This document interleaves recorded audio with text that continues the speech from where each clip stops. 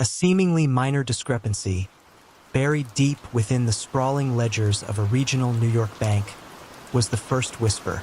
A series of perfectly mundane transactions, when viewed through a particular, almost obsessive lens, hinted at something far grander and more sinister.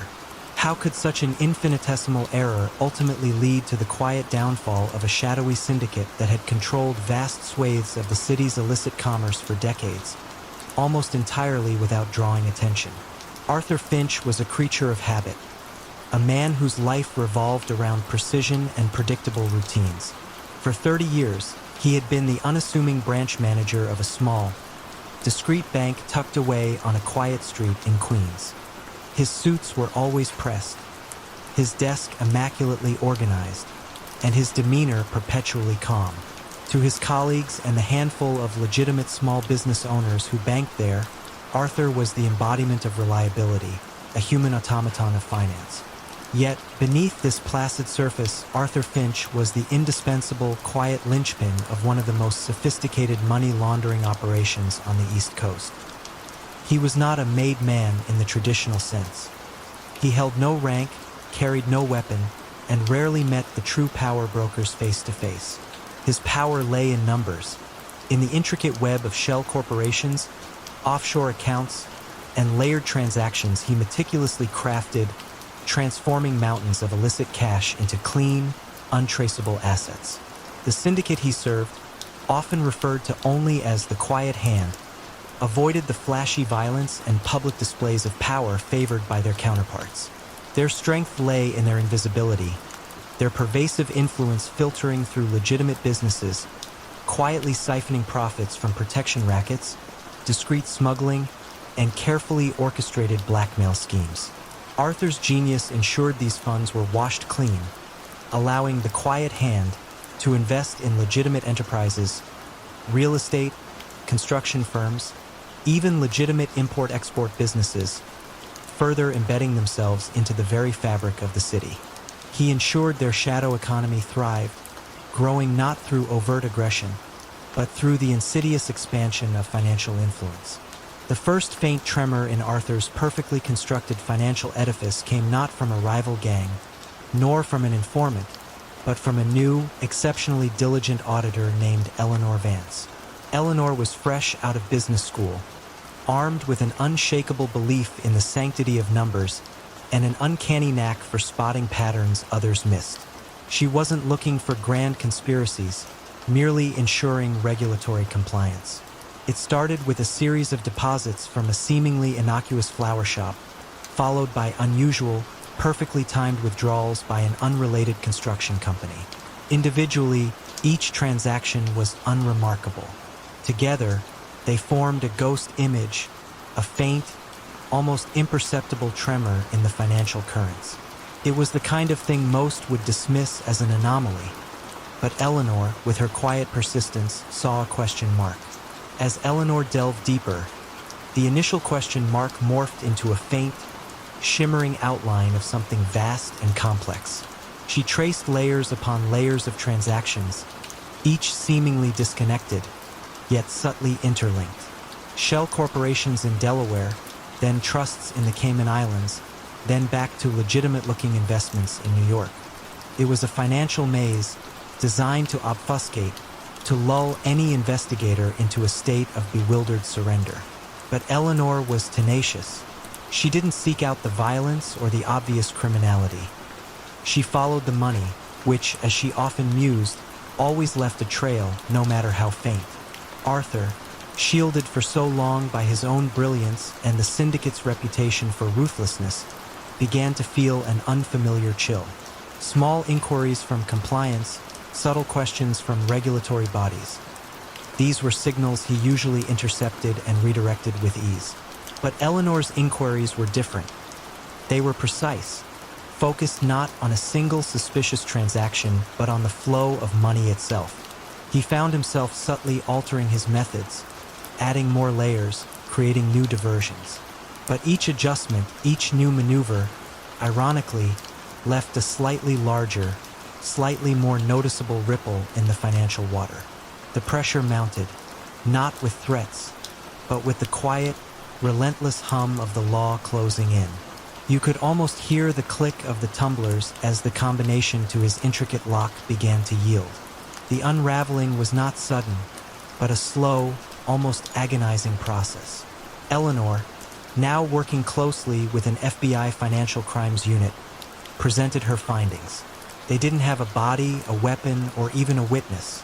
What they had was a financial roadmap of an entire criminal empire, meticulously laid out in hundreds of pages of bank statements, wire transfers, and corporate filings. This small discrepancy had metastasized into an undeniable pattern of racketeering income laundered through Arthur's quiet branch. When the federal agents finally walked into his office, Arthur Finch, the man of impeccable routine and perfect control, was already seated, his hands folded on his desk, almost as if he had been expecting them. The quiet click of the handcuffs was the final, understated sound of an empire brought down not by overt violence, but by the relentless pursuit of an invisible thread. The ledger, it turned out, had indeed spoken too loud. For decades, the name Julian Thorne was synonymous with urban renewal, his architectural firm the visionary force behind the city's most ambitious and acclaimed development projects. Yet, despite his groundbreaking designs and celebrated public image, a subtle undercurrent of unease lingered around his consistent, almost miraculous success. How could Thorne's firm, often a newcomer in a fiercely competitive field, repeatedly secure the most coveted government contracts, always seeming to know the city's future trajectory before anyone else?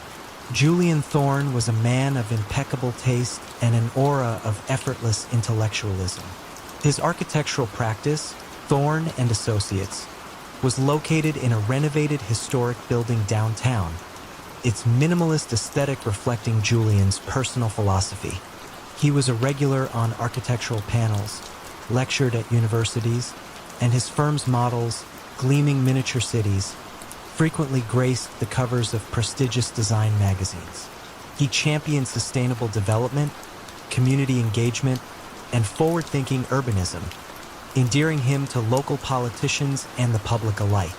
On the surface, he was the embodiment of civic-minded progress, a modern-day urban alchemist who transformed blight into beauty. Beneath this polished surface, however, Julian had cultivated a sophisticated, almost invisible system of influence. His power wasn't derived from traditional bribes or overt threats, but from an intricate dance of privileged information and strategic favors. Julian cultivated deep relationships with key city council members, zoning board officials, and public works directors. These relationships were not transactional in a crude sense. Instead, they were built on mutual respect and shared interests, or so it seemed. Julian would offer pro bono consultations on complex urban issues, discreetly fund political campaigns through anonymous trusts, and host exclusive, intimate dinners where city leadership and potential investors mingled, subtly exchanging information and forming tacit agreements. This network allowed Julian Thorne to consistently acquire prime parcels of land just before they were slated for major public works projects or advantageous zoning changes. He'd then use his insider knowledge to propose and win the lucrative contracts for developing these very parcels.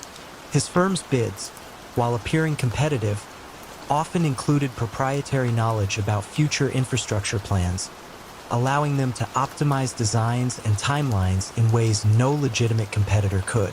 Developers who partnered with Thorne found their projects sailed smoothly through bureaucratic hurdles, while those who dared to operate independently often faced inexplicable delays, permit issues, or sudden, burdensome environmental reviews. It was a form of soft coercion. Cooperation with Thorne ensured success. Independence guaranteed frustration, if not outright failure. The city, though undeniably benefiting from Thorne's aesthetically pleasing developments, subtly paid a hidden cost. Land acquired cheaply by Thorne's shell companies would then be sold to the city or private developers at vastly inflated prices, ensuring substantial profit margins. The public, seeing gleaming new parks and revitalized districts, rarely questioned the underlying financial mechanics. Julian Thorne had created an ecosystem where his genius for design was inextricably linked to a genius for quietly manipulating the urban landscape for immense personal gain. The first thread in the unraveling of Julian Thorne's carefully woven empire was pulled by an unassuming city archivist, Eliza Vance, in the late 1990s. Eliza was engaged in a meticulous, painstaking project, digitizing decades of city planning documents, including early drafts of zoning maps and long-forgotten urban development proposals. It was a tedious task, but Eliza possessed an almost photographic memory for details. She began noticing peculiar discrepancies. Certain parcels of land, purchased by obscure limited liability companies she would later trace back to Thorne's network, were consistently acquired just months, sometimes weeks, before official public announcements of major infrastructure projects that significantly increased their value. More strikingly, some early zoning map drafts, quietly filed away and never officially adopted, reflected proposed changes that perfectly aligned with Thorne's later development proposals, sometimes years before those changes were publicly considered. Eliza, a quiet woman with a deep respect for truth, hesitated for weeks, reviewing her findings repeatedly. These weren't smoking guns, but rather an intricate pattern of foresight that bordered on prescience, a prescience too precise to be mere luck.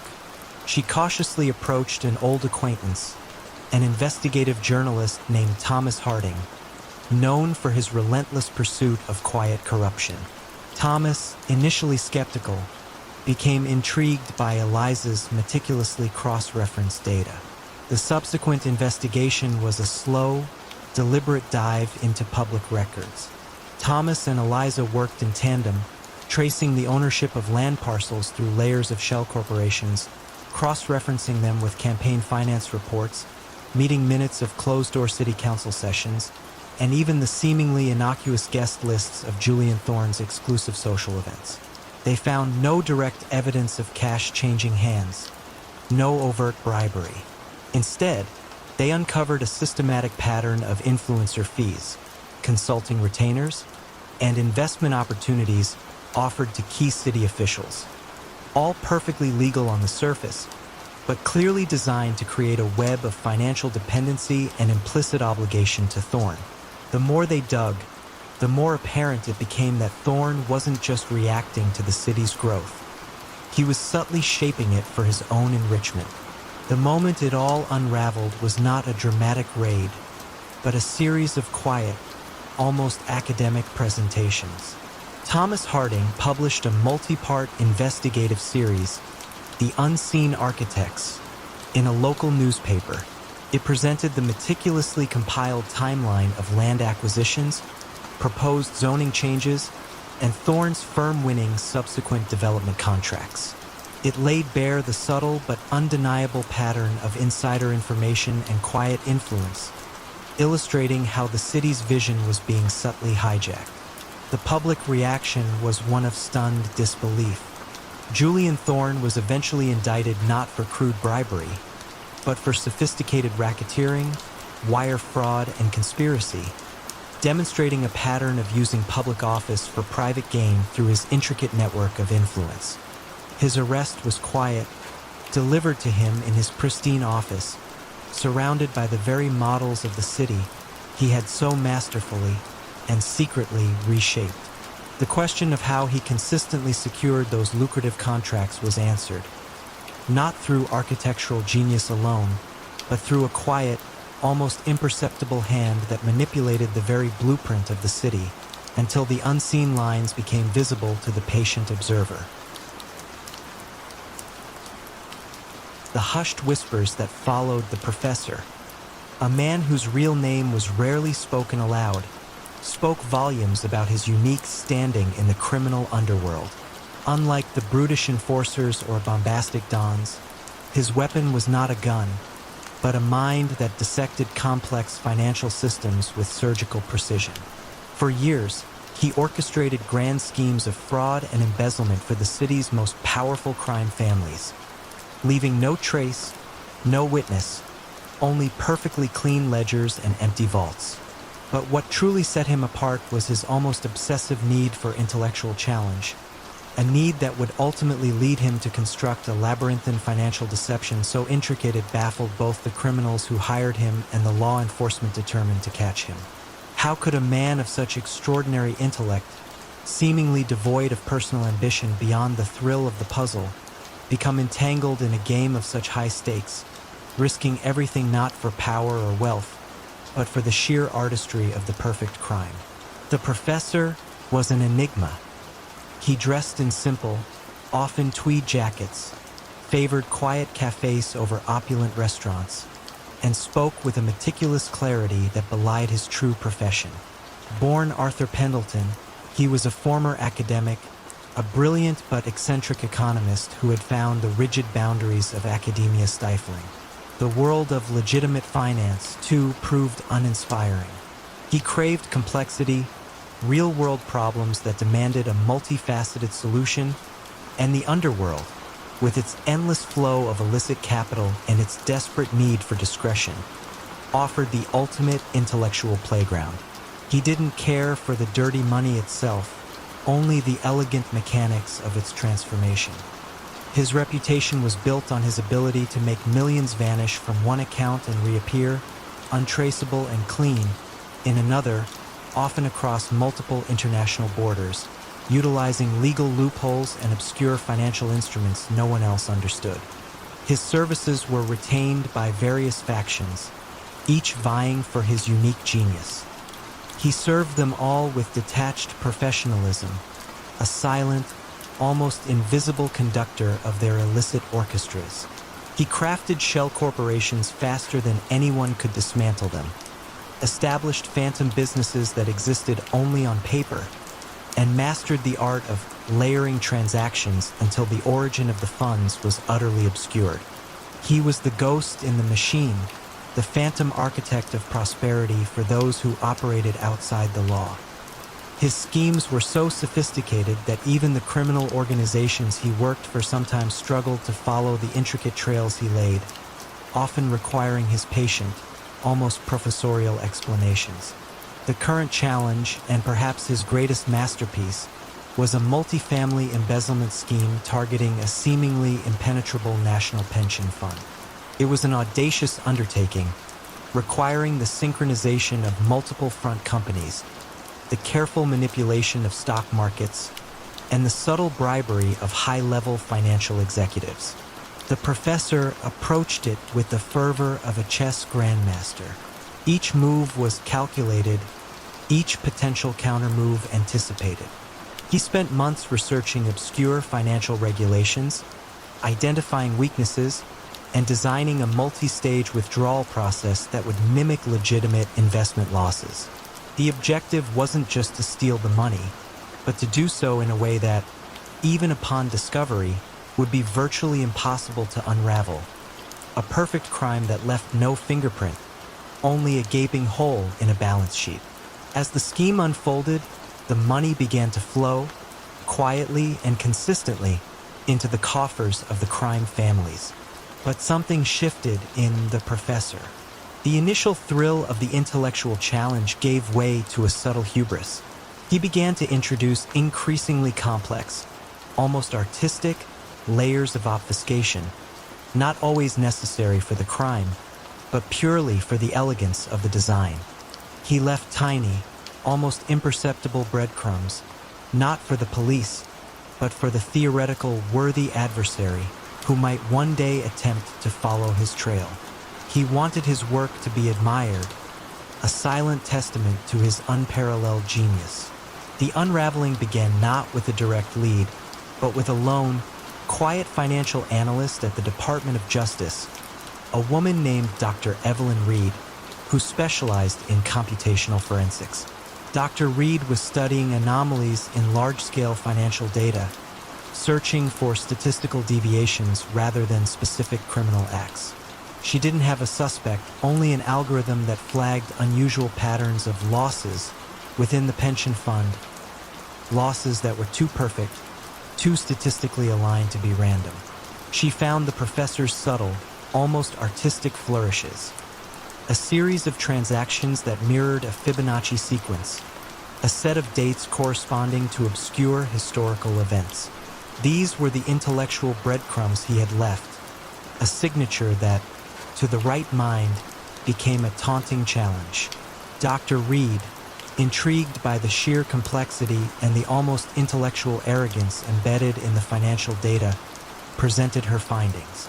What followed was an unprecedented collaboration between federal agencies, not hunting a traditional criminal, but unraveling a financial puzzle of immense proportions. They found no violence, no threats, no coercion, only a brilliant mind at play. The evidence against the professor wasn't a confession or a witness, but the sheer, undeniable elegance of his convoluted financial creations, meticulously traced by Dr. Reed's team. When they finally found him, he was in his small apartment, surrounded by stacks of financial textbooks, meticulously detailing a new, even more complex theoretical system on a whiteboard.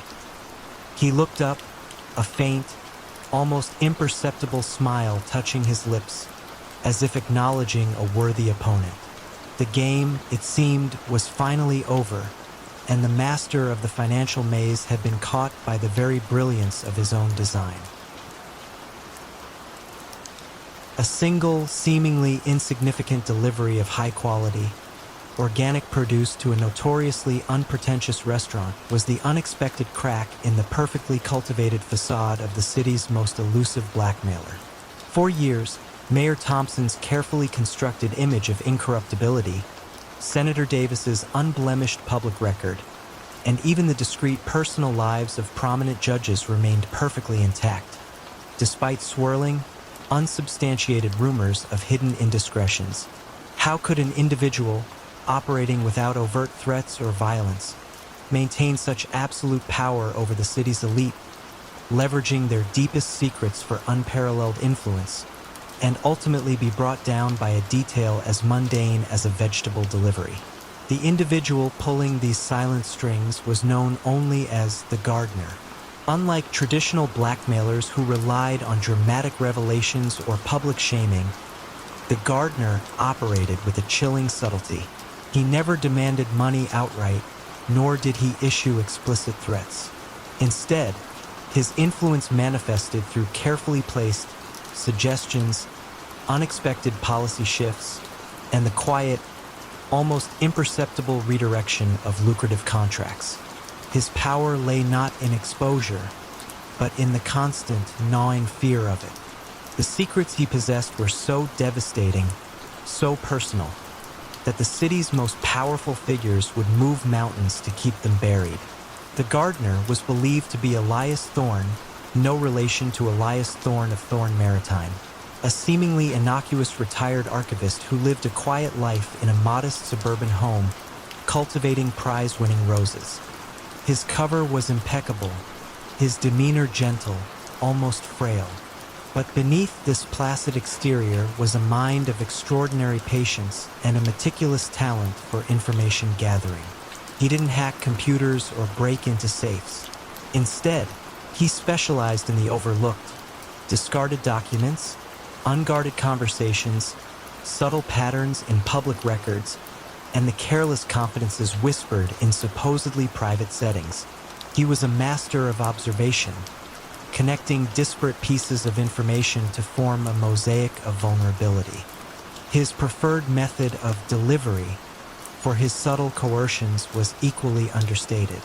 A carefully crafted anonymous letter containing a single, chillingly precise detail, a whispered phrase to an intermediary that only the target would fully understand, a sudden, unexpected gift that subtly alluded to a hidden truth.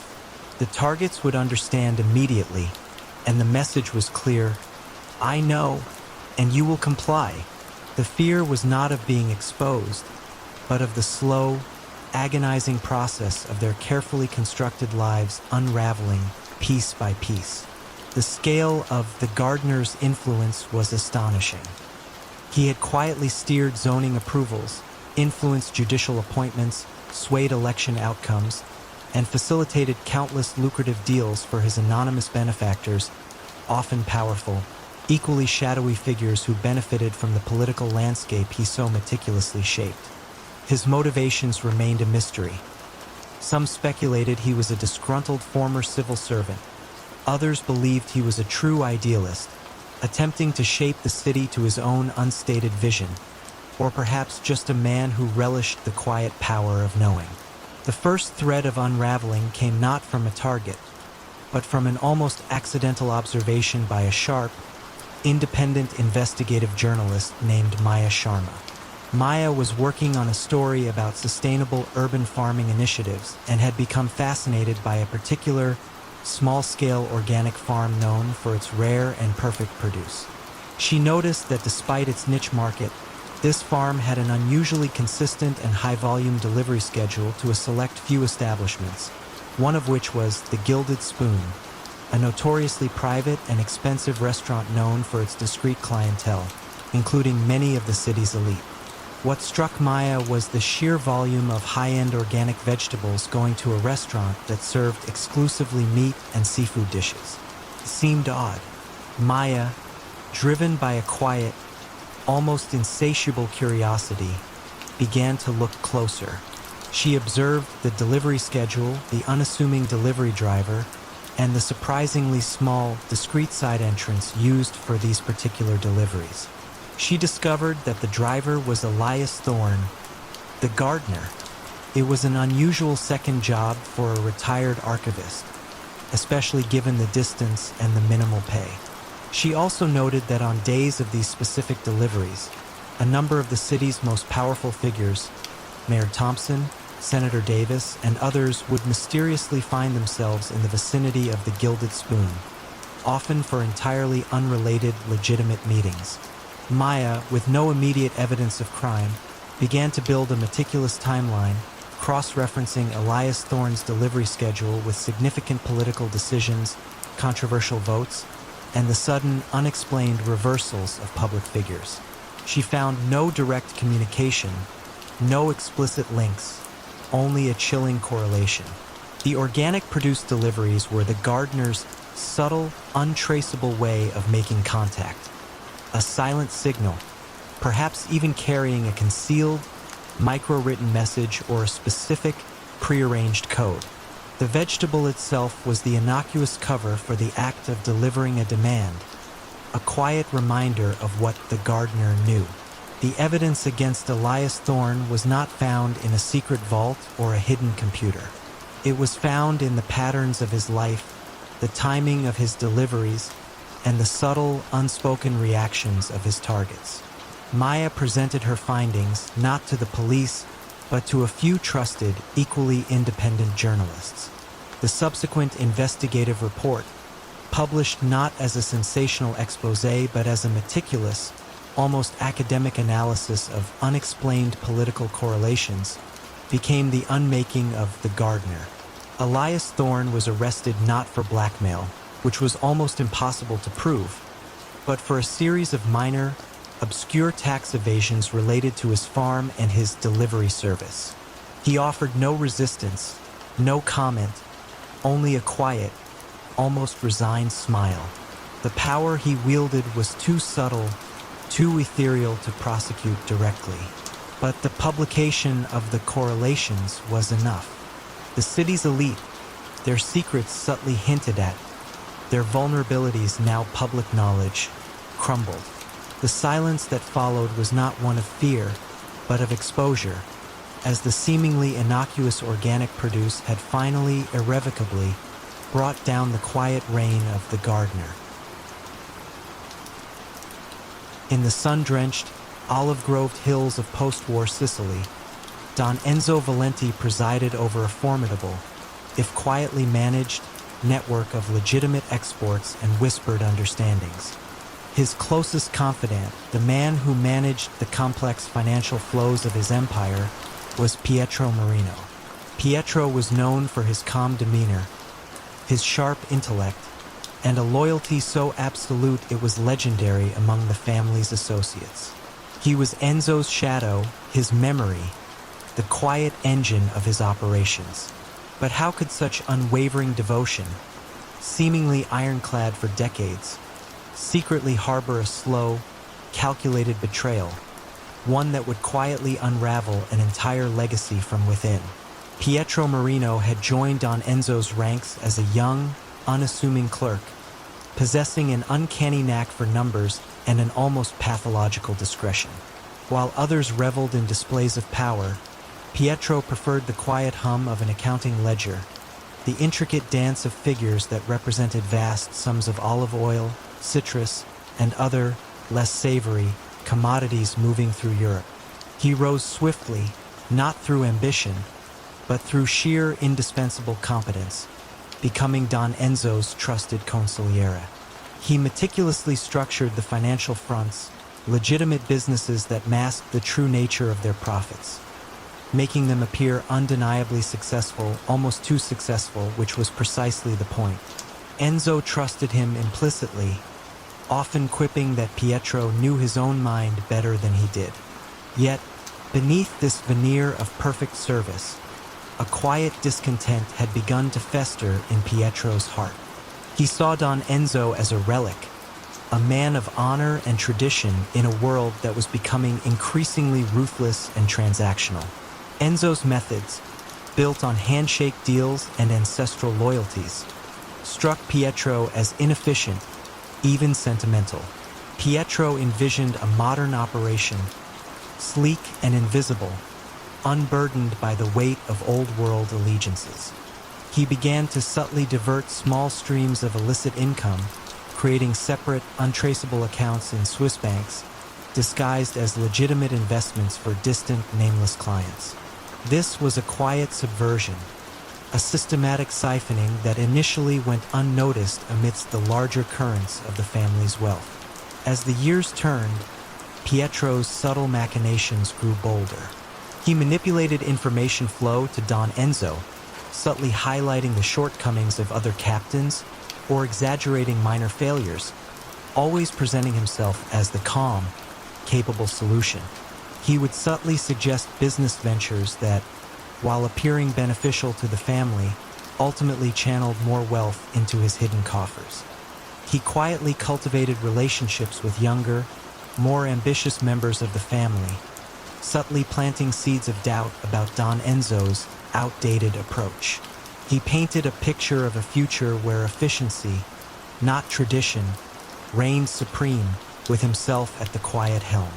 It was a masterful, bloodless coup unfolding in plain sight, hidden only by the veil of unwavering loyalty. How does one even begin to detect such a slow, invisible bleed? The unraveling began not with a grand revelation, but with a persistent, nagging anomaly.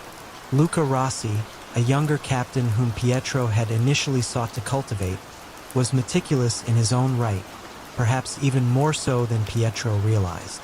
Luca was tasked with reviewing the family's agricultural exports and noticed a peculiar pattern. Certain shipments, consistently high value, seemed to generate a disproportionately small profit margin within the official books. He initially dismissed it as an error or a legitimate fluctuation, but the pattern recurred.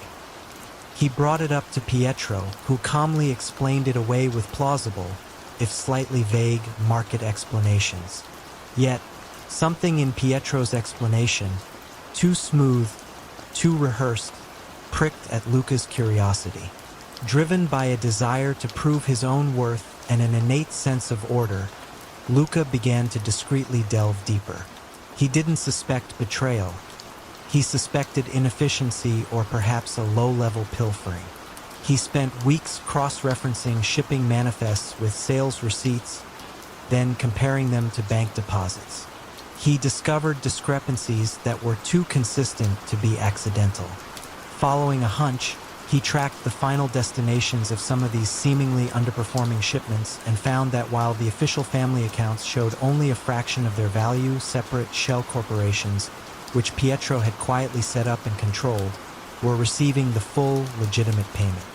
It was a labyrinthine scheme of double booking and phantom invoices, designed to siphon off the difference.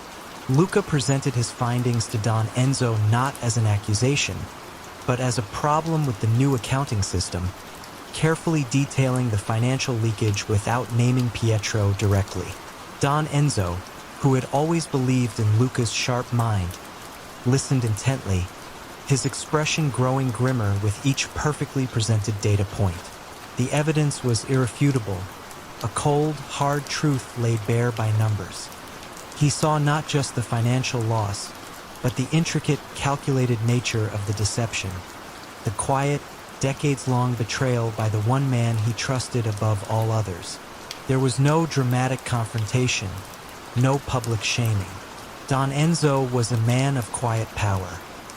He arranged a special meeting with Pietro, a private discussion where only the two of them were present. What was said remained between them, but the outcome was stark. The next morning, Pietro Marino was gone. His villa, his cars, and all the wealth traced back to the family's stolen profits were quietly reabsorbed. He was stripped of his influence, his name erased from the family's ledger, exiled from Sicily with nothing but the clothes on his back, a ghost of his former self. Don Enzo, though he had stopped the bleed, was a man irrevocably wounded, his trust shattered. He continued to oversee his network, but the fire had dimmed, the weight of the betrayal too heavy. He stepped down from his active role within a year, leaving behind a legacy not of violent downfall, but of a quiet internal collapse, a stark reminder that the most dangerous betrayals often come cloaked in the guise of unwavering loyalty. It began with a seemingly innocuous, yet statistically improbable, fluctuation in the prices of obscure derivative contracts on the London Stock Exchange in the mid-1990s.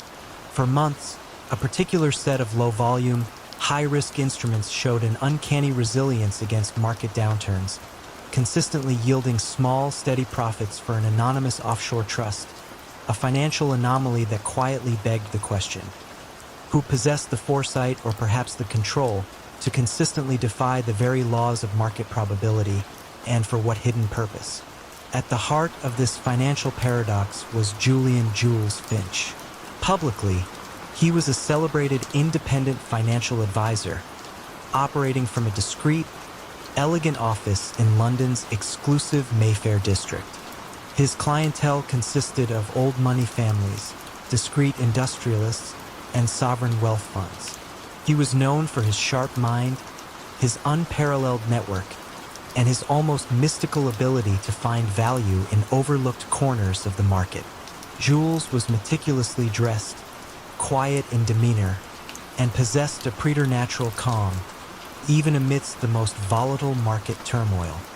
He spoke in hushed tones, preferring to listen, to observe, to discern the unseen currents beneath the surface of global finance.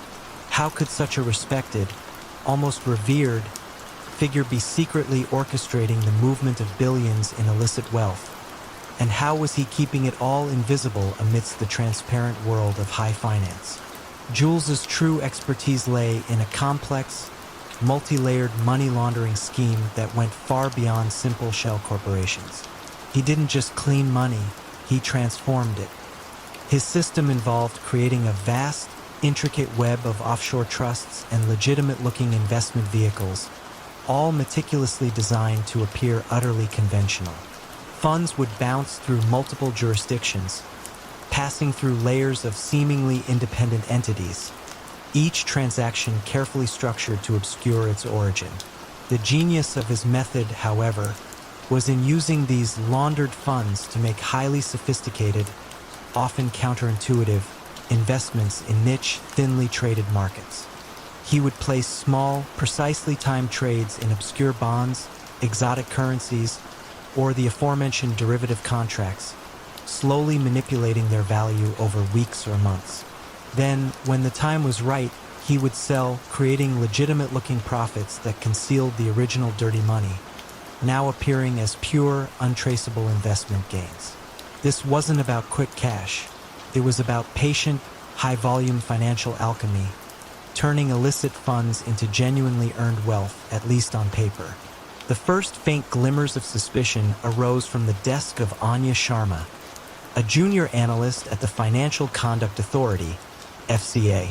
Anya was tasked with monitoring algorithmic trading patterns, a relatively new field. She noticed the consistent, almost infallible profitability of the offshore trust trades in certain derivative contracts, which consistently defied established financial models and risk assessments. It wasn't a sudden spike, but a slow, continuous, statistically unlikely streak of success in markets that were inherently volatile and unpredictable. Her superiors initially dismissed it as an anomaly, perhaps a newly developed algorithmic trading strategy. But Anya couldn't shake the feeling that something was profoundly amiss. It was too perfect, too consistent, like watching a dice continuously land on 6. Anya, driven by a quiet intellectual curiosity, began to dig deeper in her spare time, spending late nights analyzing trading data, cross-referencing market movements with news cycles, and scrutinizing economic indicators. She found that the offshore trust trades often preceded or coincided with minor, localized events that shouldn't have had a global market impact, yet somehow consistently did for these specific derivatives. It was as if someone knew precisely how a ripple would affect a distant pond. She then meticulously started tracing the connections between these derivative contracts and the underlying assets they represented, eventually finding a subtle but consistent pattern of ownership that led back to a small number of seemingly disparate legitimate businesses, all of which had, at some point, been advised by Julian Finch. It was like tracing individual threads of silk through a vast, intricate tapestry, only to discover they all originated from the same hidden loom. Anya presented her findings to a small, specialized team at the Serious Fraud Office, SFO. She didn't have a smoking gun, no direct evidence of a criminal act, but she had a mountain of statistically improbable data and a highly complex web of interconnected financial entities, all subtly pointing back to Julian Finch. The SFO, recognizing the sophistication of the potential scheme, initiated a quiet, forensic investigation, obtaining warrants for Finch's financial records and client lists through a circuitous route to avoid tipping him off. They began to unravel the full extent of his shell corporations, the intricate layering of transactions, and the quiet agreements he held with various international criminal syndicates who paid handsomely for his financial alchemy. The evidence they uncovered was not about physical threats, but about a meticulous, systematic manipulation of financial systems. The downfall of Julian Finch was as understated as his rise. He was arrested not in a dramatic raid, but after a quiet meeting with a new prospective client, an individual who was, unbeknownst to Finch, an undercover SFO agent. As the agent concluded the meeting, federal agents, dressed in plain suits, entered Finch's elegant office. Finch, ever composed, merely offered a slight nod when the agents presented their warrant. The charges were for orchestrating a massive international money laundering operation, sophisticated market manipulation, and racketeering. His quiet empire, built on the unseen flows of capital and the subtle exploitation of complex financial mechanisms, was dismantled not by violence or a grand betrayal, but by the relentless pursuit of an improbable statistical anomaly, revealing that even the most perfectly engineered financial deceptions can be undone by the simple truth of numbers that eventually refuse to lie. A whisper among the small business owners, a chilling regularity with which independent waste disposal companies, once thriving, quietly folded their operations after politely declining a generous partnership offer from the city's largest hauler. How could a seemingly essential, competitive industry be so utterly controlled by a single, unseen hand, and what quiet, persistent pressure could dismantle honest businesses overnight without a single visible threat? In the burgeoning city of Boston during the late 1980s, Tony, the trucker Moretti, was an undisputed titan of industry. From his humble beginnings with a single refuse truck, he had built Moretti Waste Solutions into a sprawling conglomerate, responsible for collecting everything from residential garbage to hazardous industrial waste. To the public, Tony was a self-made man, a quintessential American success story who had not only cleaned up the city, but also contributed generously to local charities and sponsored youth sports leagues. His company was known for its efficiency, its vast fleet of gleaming green trucks, and its remarkable ability to handle even the most challenging waste problems. No one openly spoke of a darker side. Instead, whispers merely noted how all other waste companies seemed to mysteriously falter when they competed too closely with Moretti. Tony's true power lay not in overt violence, but in his absolute command over the infrastructure of waste. He didn't need to send enforcers. His method was far more subtle, more insidious. His influence extended deep into city planning offices, environmental agencies, and the powerful local unions. If a small, independent hauler refused his offer to buy them out or partner, they might suddenly find their trucks failing inspection, their essential landfill access mysteriously revoked for environmental noncompliance, or their drivers facing inexplicable, prolonged union strikes. Meanwhile, Moretti Waste Solutions would sweep in, offering their services at an impossibly low rate, quietly absorbing the struggling competitors' clients. It was economic strangulation, slow and deliberate, designed to leave no trace of a crime, only the natural failure of an independent business. The financial currents flowing through Moretti Waste Solutions were as opaque as the contents of their trucks. City contracts for waste management were consistently awarded to Moretti at inflated prices, disguised by complex clauses for specialized handling or environmental remediation services that were rarely, if ever, performed. These inflated sums, along with kickbacks from suppliers who mysteriously won exclusive contracts, were funneled into a network of seemingly legitimate side ventures. Obscure recycling plants that process little actual waste, trucking companies that own no trucks, and environmental consulting firms staffed by no one. These entities existed solely to launder the illicit profits, making millions of dollars appear as ordinary business expenses or legitimate investment returns. How does one even begin to track the flow of money when the very service it funds is designed to disappear? The first faint glimmers of irregularity surfaced on the desk of Susan Keller, a sharp, quietly tenacious auditor with the State Environmental Protection Agency. Susan wasn't looking for racketeering. She was investigating unusual spikes in landfill usage fees and discrepancies in recycling tonnage reports. She noticed that the landfill controlled by Moretti Waste Solutions reported consistently higher processing costs than any other in the state, despite handling a similar volume of waste. Moreover, smaller, independent haulers who tried to use that landfill frequently reported inexplicable delays or outright denials of access, forcing them to drive hundreds of miles to other, more expensive sites. It was too consistent to be random, too costly to be ignored. Susan's investigation began as a routine regulatory audit, but it quickly became a meticulous forensic deep dive. She started by cross-referencing landfill gate logs with company hauling manifests and city payment records.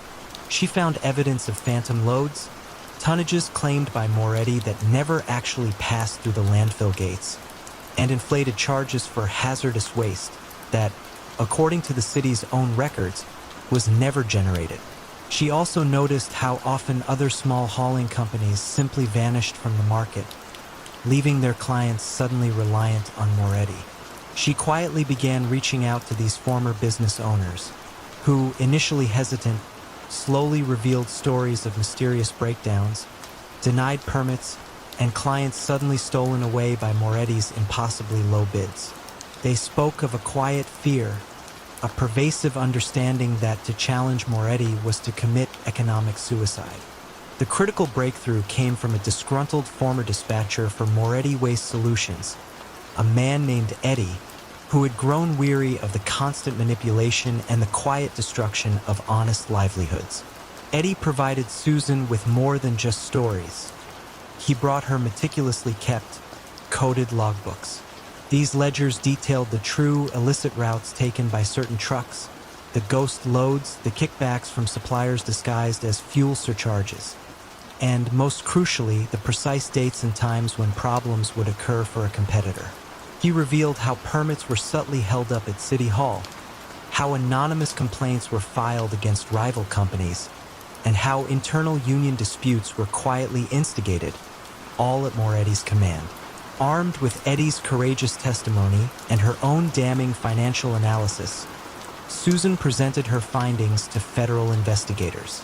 The case wasn't built on violence, but on overwhelming evidence of systemic racketeering, financial fraud, and conspiracy to monopolize the waste industry through subtle coercion and economic strangulation. Warrants were issued, not for a violent raid, but for the quiet seizure of Moretti Waste Solutions' financial records, the private ledgers, and the records of the shell corporations. Tony Moretti was arrested not in a dramatic chase, but quietly, at a formal city council meeting where he was being honored for his philanthropic contributions to a new urban park.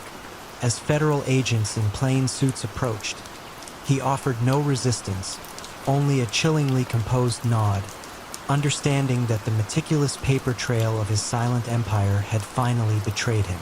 The charges were for orchestrating a massive racketeering enterprise, widespread money laundering, and conspiracy to defraud the city. His empire, built on the invisible flows of waste and the quiet coercion of those who dared to compete, crumbled under the weight of detailed financial forensics and the quiet courage of those who finally spoke out, revealing that even the most deeply buried secrets eventually come to light. For years, every major construction project in the city, from the gleaming new convention center to the smallest storefront renovation, seemed to flow through the hands of one man, Arthur "Art" Donovan, the beloved head of the city's largest construction union. His public image was impeccable, a tireless advocate for the working man. Yet behind this benevolent facade, a silent tax was being levied on every brick laid and every girder hoisted. How could a system so subtly coercive, built on seemingly legitimate connections, be brought to light without a single act of overt violence? Arthur Donovan presented himself as the quintessential American success story, a man who had risen from humble beginnings as a laborer to become a powerful and respected figure. He chaired charity drives, sat on civic committees, and was a frequent guest on local talk shows, always espousing the virtues of hard work and community solidarity. His union hall was a bustling hub of activity, a place where members felt heard and protected. Donovan's influence was undeniable. No significant building project in the sprawling industrial city could proceed without his tacit approval, and more importantly, without his union's labor. But Donovan's power wasn't merely about collective bargaining. He had, over decades, perfected a system of soft coercion, an almost invisible hand that guided lucrative contracts and ensured substantial kickbacks. It wasn't brute force that enforced his will, but the quiet threat of delay, of bureaucratic snags, of sudden labor disputes that could cripple a project for months, costing developers millions. A city official might find their permit application inexplicably stalled. A developer might discover that their preferred construction firm suddenly couldn't secure the necessary union workers. The solution, always subtly implied, was to use a recommended subcontractor, a firm secretly owned or influenced by Donovan himself, or to make a generous donation to one of his numerous community outreach programs. This intricate web of influence extended deep into the city's infrastructure. Permits that should have taken weeks flew through in days for those who understood the unspoken rules.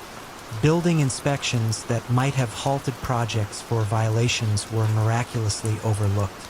Donovan rarely handled cash himself. Instead, the illicit proceeds flowed through a complex series of holding companies and consulting firms, all appearing legitimate, all meticulously documented. His personal wealth grew steadily, invested in respectable real estate, private equities, and even a scholarship fund for underprivileged youth, a further layer to his benevolent public persona. The atmosphere around Donovan was one of quiet respect, tinged with an undercurrent of knowing silence. No one spoke of Mafia. That was for the movies. This was simply how things worked in the city. Contractors learned to factor in the Donovan tax into their bids. City officials understood that their careers progressed smoother if they didn't ask too many questions about certain contracts. It was a self-sustaining ecosystem of subtle leverage and unspoken agreements, built on the fear of inconvenience and financial ruin, rather than physical harm. The first crack in this seemingly impenetrable edifice came from an unlikely source. Evelyn Reed, a meticulous, recently hired assistant in the city's zoning and permits office. Evelyn was an outsider, fresh out of college, without the ingrained cynicism of her older colleagues. Her job was to cross-reference permits with project timelines and budget approvals, a task she approached with almost obsessive diligence. She began noticing patterns. Certain projects, particularly large, high-profile ones, consistently received expedited approvals despite incomplete documentation, while smaller, unrelated projects faced endless bureaucratic hurdles. More puzzling was the recurring involvement of a specific set of consulting firms and obscure material suppliers on the fast-track projects, companies Evelyn couldn't find much public information about. Evelyn, with her fresh eyes, saw what others had come to accept as normal. She began quietly compiling her own spreadsheet, cross-referencing company names, permit numbers, and the names of the city officials who signed off on them. The data, when laid bare, painted a stark picture of a systemic bottleneck with a single common denominator. Projects linked to Arthur Donovan's favored entities flowed unimpeded, while others languished. The breakthrough came when she discovered an obscure clause in an old union contract, rarely invoked, which allowed for a discretionary review period for certain large-scale projects. A clause that Donovan's union had leveraged dozens of times to subtly delay competing bids.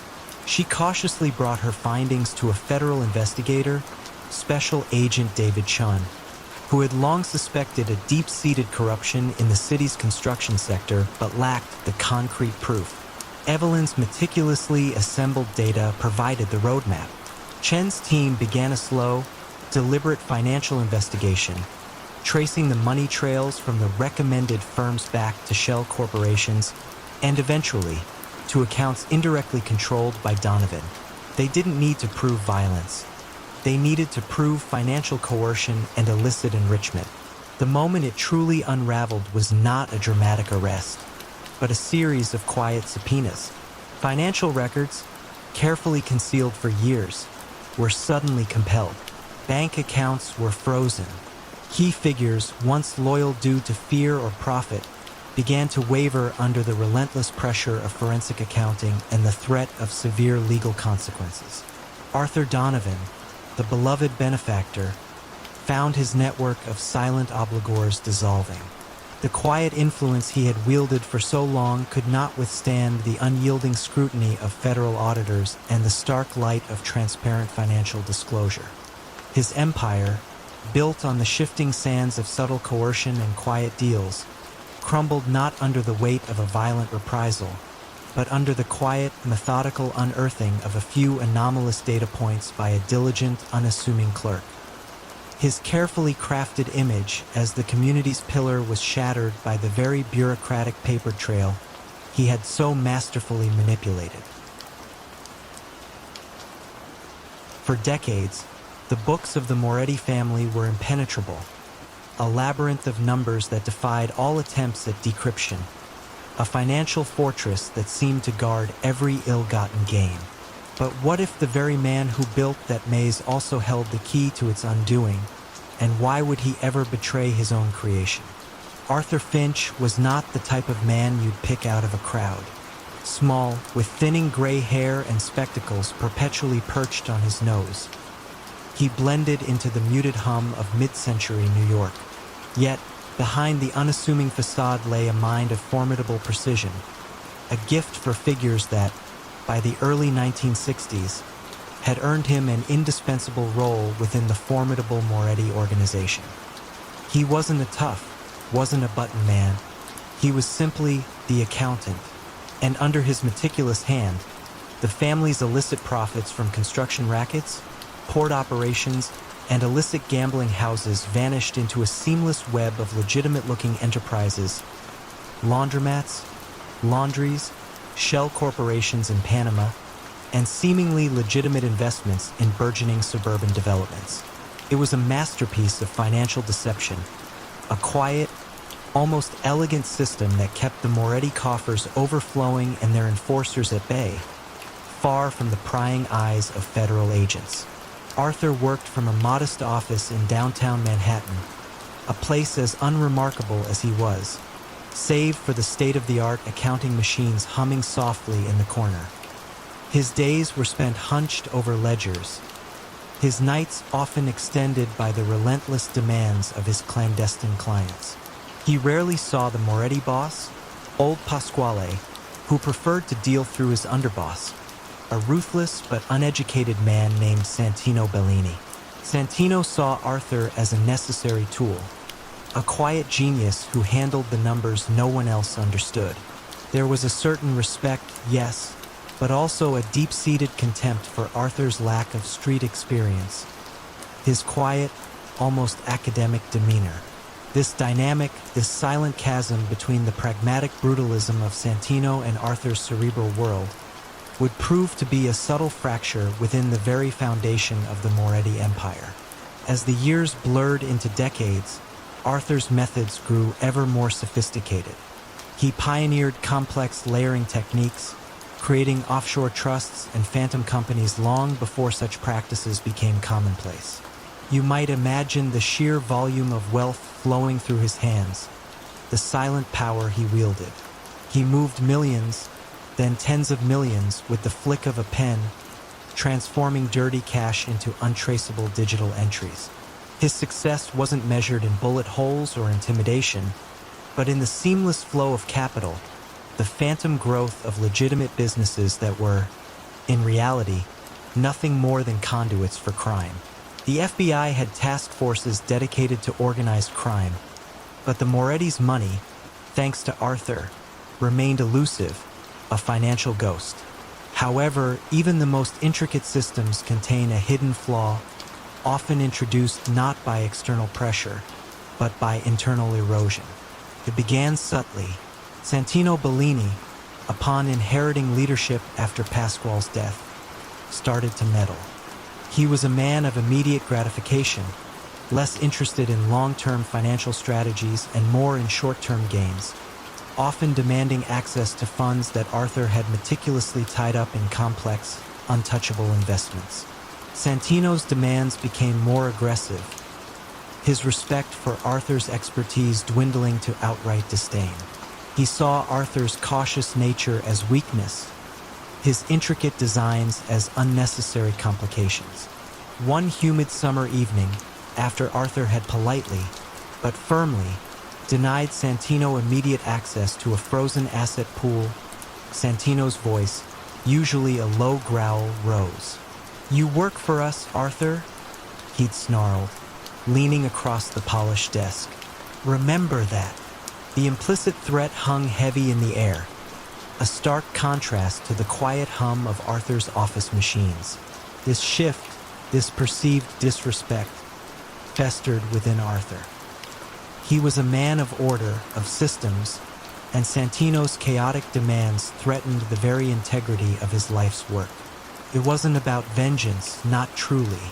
It was about the destruction of a perfectly crafted mechanism, a professional slight against the meticulous structure he had built.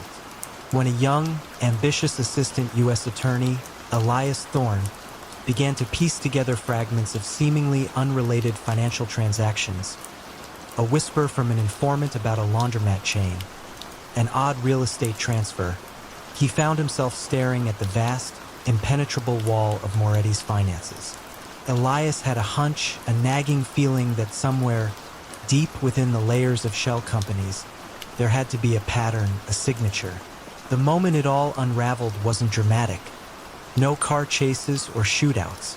It began with an innocuous audit of a small, legitimate bakery in Queens, a business that had suddenly, inexplicably, doubled its revenue year over year without any apparent increase in production. Elias Thorne's team followed the breadcrumbs, not of illicit cash, but of inexplicable legitimate growth. They found that the bakery's sudden prosperity was tied to a seemingly legitimate investment fund, managed by a quiet, anonymous accountant. Arthur Finch had made a mistake, a small one born of frustration and a subtle, almost unconscious desire for his elaborate system to be seen by someone capable of appreciating its complexity, even if that someone was the government. He had intertwined a single clean business too closely with the dirty money, a tiny thread of legitimacy that, when pulled, began to unravel the entire tapestry. The feds found not a snitch, but a puzzle. Arthur, weary of Santino's escalating interference and the relentless chipping away at his financial masterwork, made a choice. He didn't offer a plea bargain, not at first. Instead, he presented them with a challenge. He provided them with an anonymous tip, a single encrypted hard drive that contained a fraction of his records, a tantalizing glimpse into the vast network. He allowed them to discover the flaws, to piece together the financial architecture he had built, providing just enough information for them to understand the sheer scale of the deception and how it had been expertly constructed. It was a silent, intellectual surrender, a way to ensure his life's work, the system itself, was finally understood, even as it was dismantled. For Arthur Finch, the ultimate quiet betrayal wasn't about destroying the Moretti family, but about preserving the integrity of his own grand design, even if it meant its eventual unraveling at the hands of those who sought to bring it down. And in the silent aftermath, the true question remained. Was it a betrayal of loyalty, or a desperate act of preservation by a man whose art had been fundamentally misunderstood? In the hushed, smoke-filled backrooms of Brooklyn, Don Salvatore Rossi, a man whose word was law and whose gaze could chill a room, made a choice that stunned his closest confidants. He favored his adopted son, Marco Bianchi, over his biological heir, Vito Rossi. How could a bond of blood be so easily dismissed? And what silent forces would this decision unleash within the very heart of the Rossi family? Marco Bianchi had been brought into the Rossi household as a young boy, an orphan from Sicily whose sharp intellect and quiet demeanor quickly set him apart. Don Salvatore, recognizing a strategic mind rather than just a loyal heart, had taken Marco under his wing, grooming him not for the street, but for the ledger. As the decades turned, Marco became the Don's indispensable consigliere and chief financial architect, a man who could turn illicit profits into legitimate investments with an almost invisible hand. He modernized the family's operations, moving beyond traditional rackets into complex international trade schemes, using legitimate import-export businesses as sophisticated conduits for money laundering and contraband. He spoke softly, calculated meticulously, and preferred a quiet negotiation to any show of force. His rise was a testament to pure competence, earning him a respect that Vito, the Don's fiery and impulsive biological son, felt was his birthright. Vito Rossi grew up in the shadow of Marco's rising star, his resentment simmering beneath a veneer of familial loyalty. He embodied the older traditions, valuing brute loyalty and quick action, often scoffing at Marco's intricate financial plans. Vito believed that the family's power lay in its name, its legacy, and its unquestioned authority, not in the quiet manipulation of numbers. He saw Marco's cerebral approach as a weakness, a deviation from the established order. This unacknowledged rivalry ate at Vito, turning his ambition into a corrosive envy. He yearned for his father's full trust, a trust that seemed increasingly reserved for the adopted son who treated spreadsheets like sacred texts. He began to make subtle moves, planting whispers of Marco's alleged lack of respect for tradition, or his supposed over-reliance on outsiders in the family's legitimate fronts. As the 1990s dawned, law enforcement agencies intensified their focus on organized crime. The old ways were becoming increasingly risky, validating Marco's foresight. Don Salvatore, though aging and increasingly frail, recognized the shift, and this only solidified his dependence on Marco's strategic acumen. The Don's declining health, however, fueled Vito's desperation. He knew his time was running out, that he had to prove his worth, even if it meant undermining the very foundations Marco had built. The turning point came with a highly lucrative, yet incredibly complex European art import deal, a high-stakes money laundering operation disguised as a legitimate acquisition. Vito, seeing an opportunity to expose Marco's supposed vulnerabilities, subtly interfered, feeding misinformation to a key contact in Italy and deliberately delaying crucial paperwork that Marco had meticulously planned. He intended for the deal to falter just enough to make Marco look incompetent, to shift the Don's favor back to him. What Vito failed to account for was the cascading effect of his amateurish sabotage. The delays and miscommunications he orchestrated didn't just cause financial headaches. They raised red flags across multiple international borders. The faltering deal quickly spiraled out of control. European customs officials, alerted by the unusual discrepancies, began a quiet investigation. Their inquiries led them to the New York-based legitimate businesses Marco had set up as fronts. The FBI, already tracking the Rossi family through other avenues, noticed the increased scrutiny on these businesses and began to connect the dots. Vito's reckless ambition had created an opening, a vulnerability that Marco, despite his brilliance, could not completely seal. A mid-level associate, whom Vito had pressured into carrying out some of his small deceptive tasks, was picked up by federal agents and, under duress, began to reveal the subtle machinations that had undermined the art deal. He didn't know the full extent of Vito's intent, but his testimony painted a clear picture of deliberate interference. The federal net tightened. Don Salvatore, now confined to his home, sensed the internal rot. He saw the cracks appearing in Marco's once unassailable financial empire, not knowing they had been carved from within by his own son. The family's operations, once seamless, began to unravel under the relentless pressure of investigations and arrests. Vito, caught in the chaos he had inadvertently unleashed, made increasingly desperate and overt moves to seize power, further exposing the family to external scrutiny. The art deal became the linchpin, its irregularities proving beyond doubt the illicit nature of the Rossi's global network. The final collapse was swift and decisive. Federal indictments, built on years of patient investigation and triggered by Vito's short-sighted actions, brought down key figures throughout the organization. Don Salvatore passed away before he could witness the full extent of the devastation. His empire fractured beyond repair. Marco Bianchi, the silent architect, and Vito Rossi, the heir who waited too long, were both ultimately caught in the wreckage, their fates sealed not by external rivals, but by the quiet, corrosive poison of envy that shattered a family from within. For decades, the bustling docks of New York Harbor moved with an unseen rhythm, a quiet ballet orchestrated not by official schedules, but by the subtle nod of Frank Moretti, the seemingly benevolent president of the powerful International Longshoremen's Union. He was a man who rarely raised his voice, preferring quiet conversations in dimly lit backrooms over public pronouncements. Yet his word held more weight than any shipping contract. How did a labor leader accrue such absolute, silent control over the lifeblood of a city's commerce?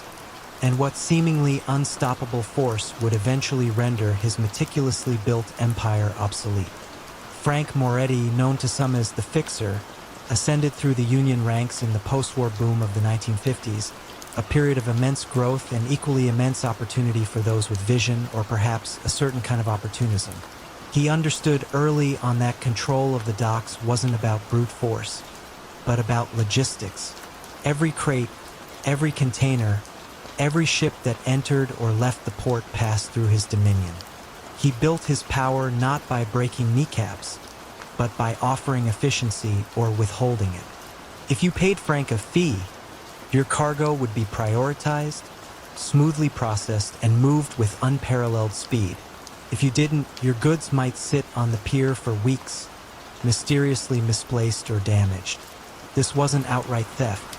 It was soft coercion, a pervasive, quiet racketeering that integrated itself so seamlessly into the fabric of port operations that many legitimate businesses simply factored it into their costs, viewing it as an unavoidable, if unofficial, tax. You might imagine the ripple effect of such control.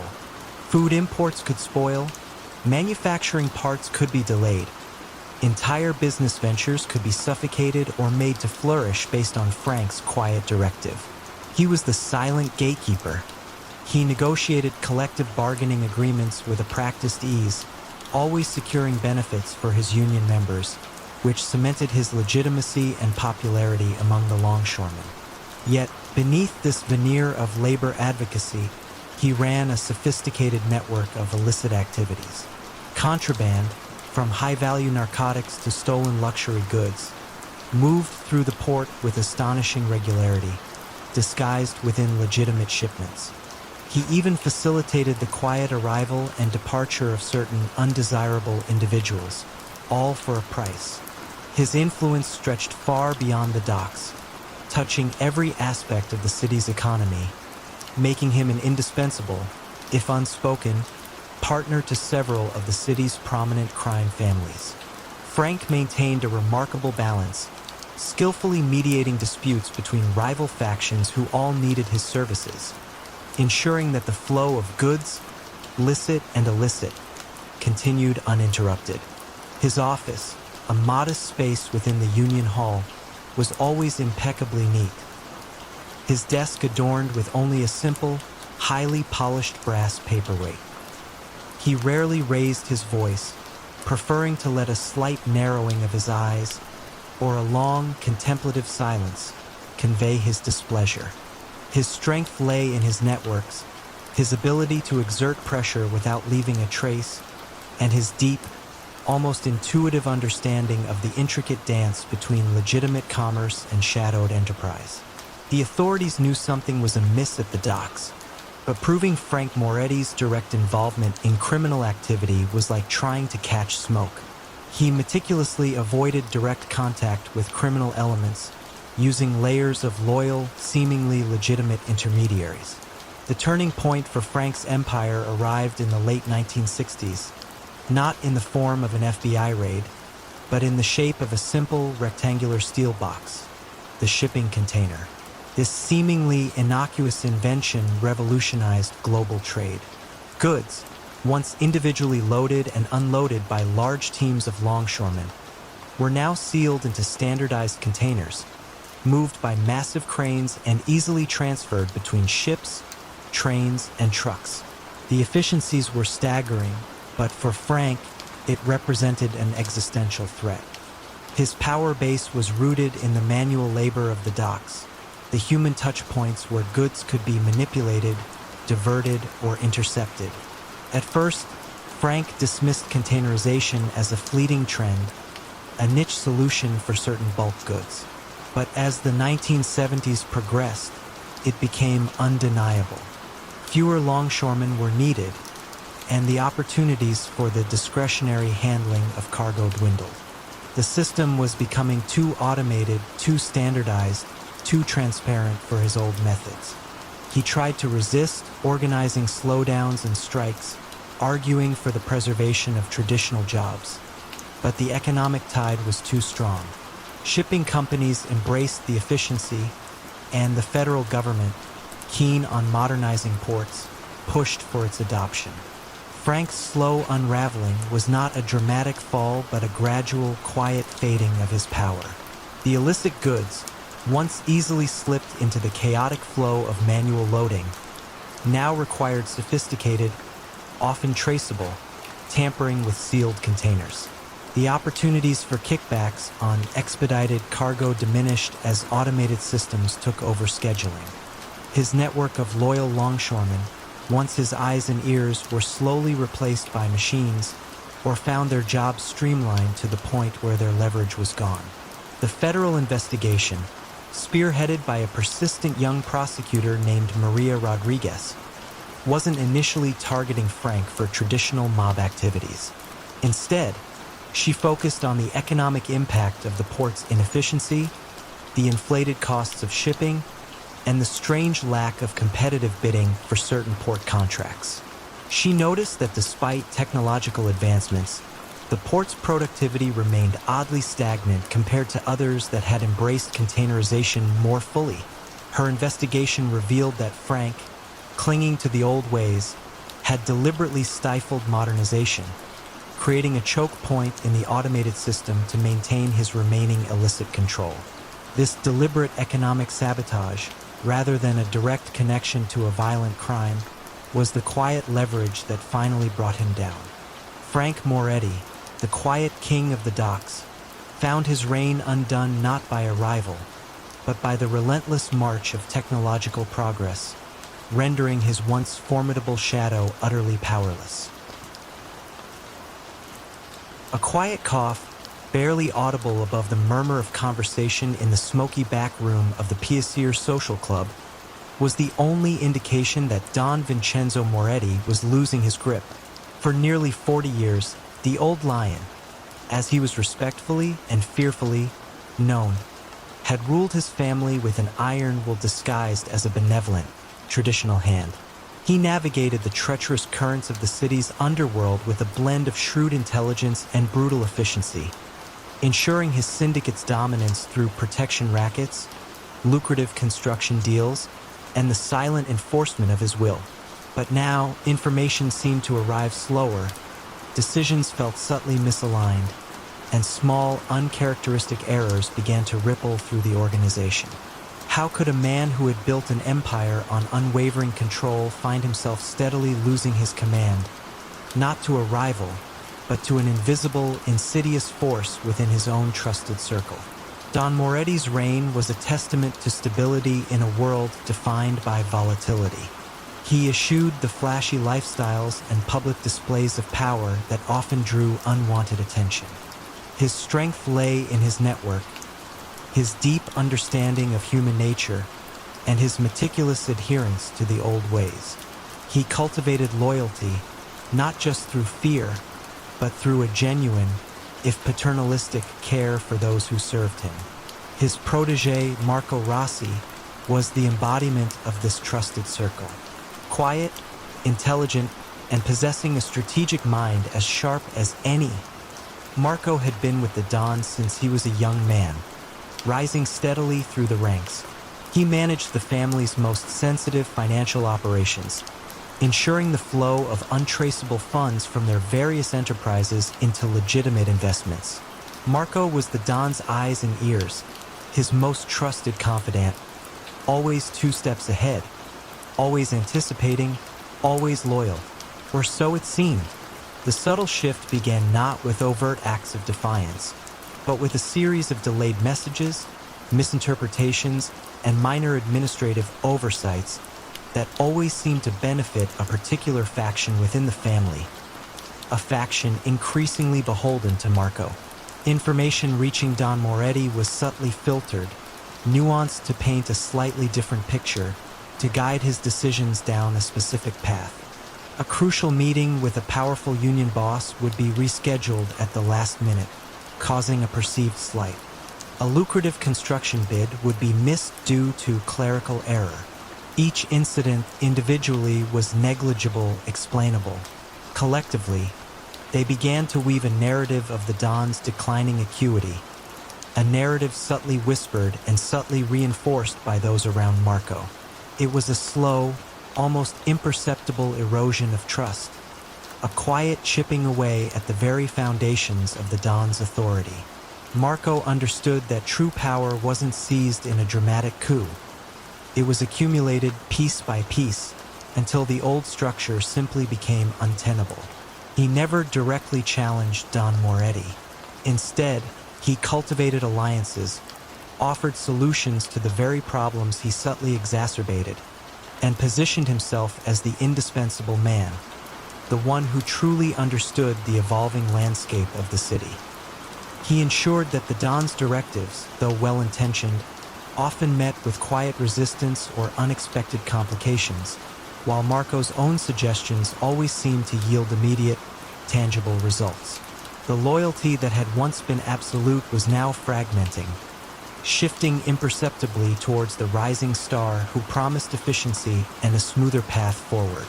The younger generation, impatient with tradition, saw Marco as the future, a leader who could adapt to the changing times. The moment of unraveling arrived not with a bang, but with a whimper, a quiet resignation. Don Moretti, increasingly isolated, found himself presiding over meetings where his decisions were no longer met with immediate compliance, but with polite, deferential questions that masked subtle challenges. The information he received became so incomplete, so skewed, that he could no longer effectively govern. He saw the subtle glances between his captains, the deferential nods that now seemed to include Marco more than him. He realized that the levers of power had slipped from his grasp, not violently, but gracefully, almost imperceptibly, into the hands of the man he had trusted most. One cool autumn evening, sitting in his dimly lit study, Don Moretti made his last independent decision. He summoned Marco. There were no raised voices, no recriminations. Just two men, one old and weary, the other young and ascendant, acknowledging an unspoken transfer of authority. Don Moretti simply stated that he felt it was time for a quieter life, for the young blood to take the reins. Marco, with a perfectly modulated display of respect and humility, accepted. The following week, it was announced that Don Vincenzo Moretti would be stepping down, retiring to his estate in Florida due to failing health. It was a gracious exit, a respectful facade. But everyone knew the quiet shadow had finally eclipsed the old lion, not through a roar, but through a perfectly orchestrated whisper, proving that the most profound betrayals often leave no visible scars, only a silent, chilling void where power once resided.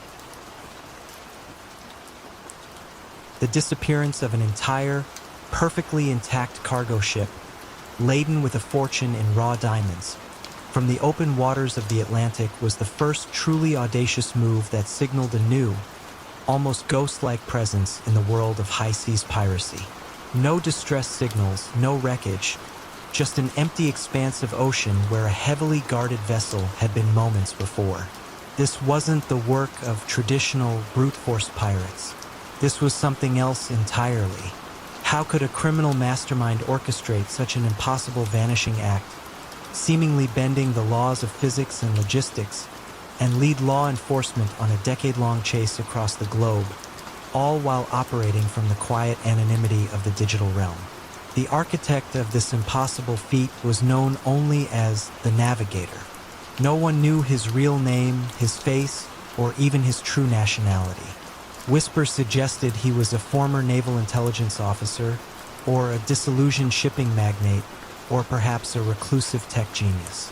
What was clear was his unparalleled understanding of maritime logistics, satellite communications, and the vulnerabilities of modern shipping security. The Navigator didn't board ships. He made them disappear. His methods involved sophisticated cyber attacks that disabled tracking systems, manipulated radar data, and created convincing ghost signals that diverted attention. He didn't use guns or explosives. His weapons were lines of code and a profound knowledge of the interconnected global shipping grid. His targets were always high value, carefully chosen after months of meticulous reconnaissance.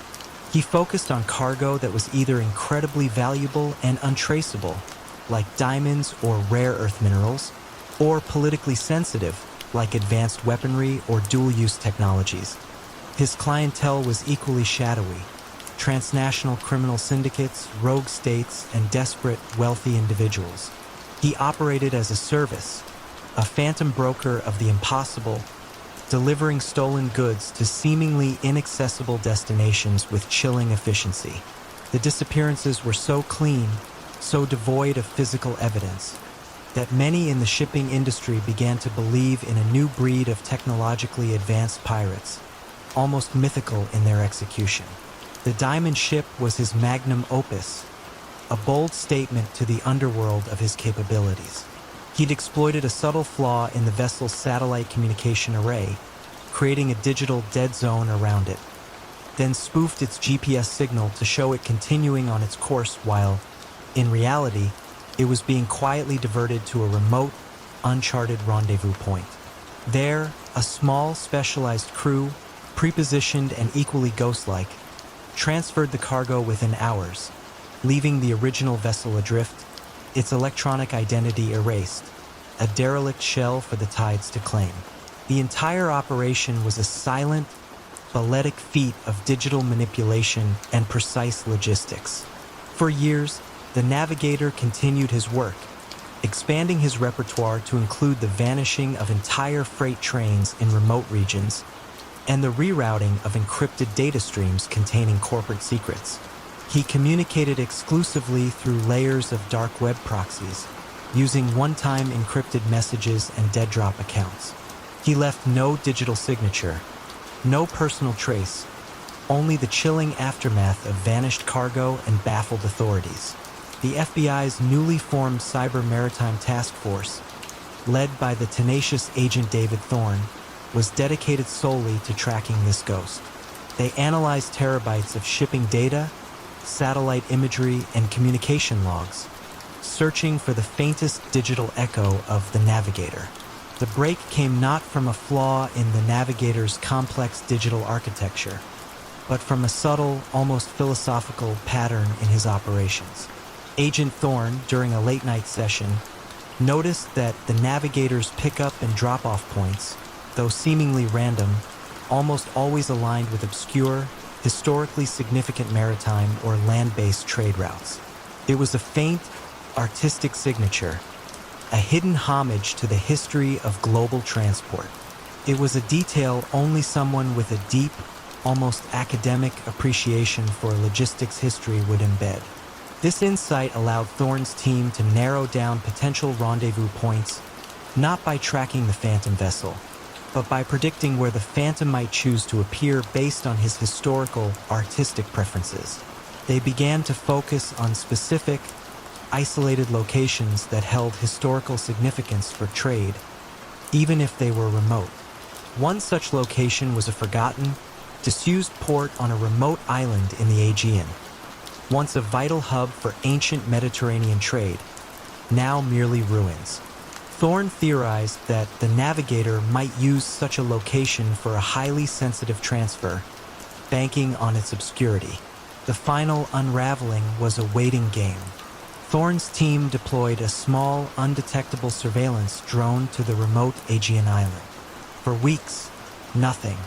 Then, one moonless night, a heavily disguised cargo ship, its AIS transponder mysteriously silent, approached the ancient port.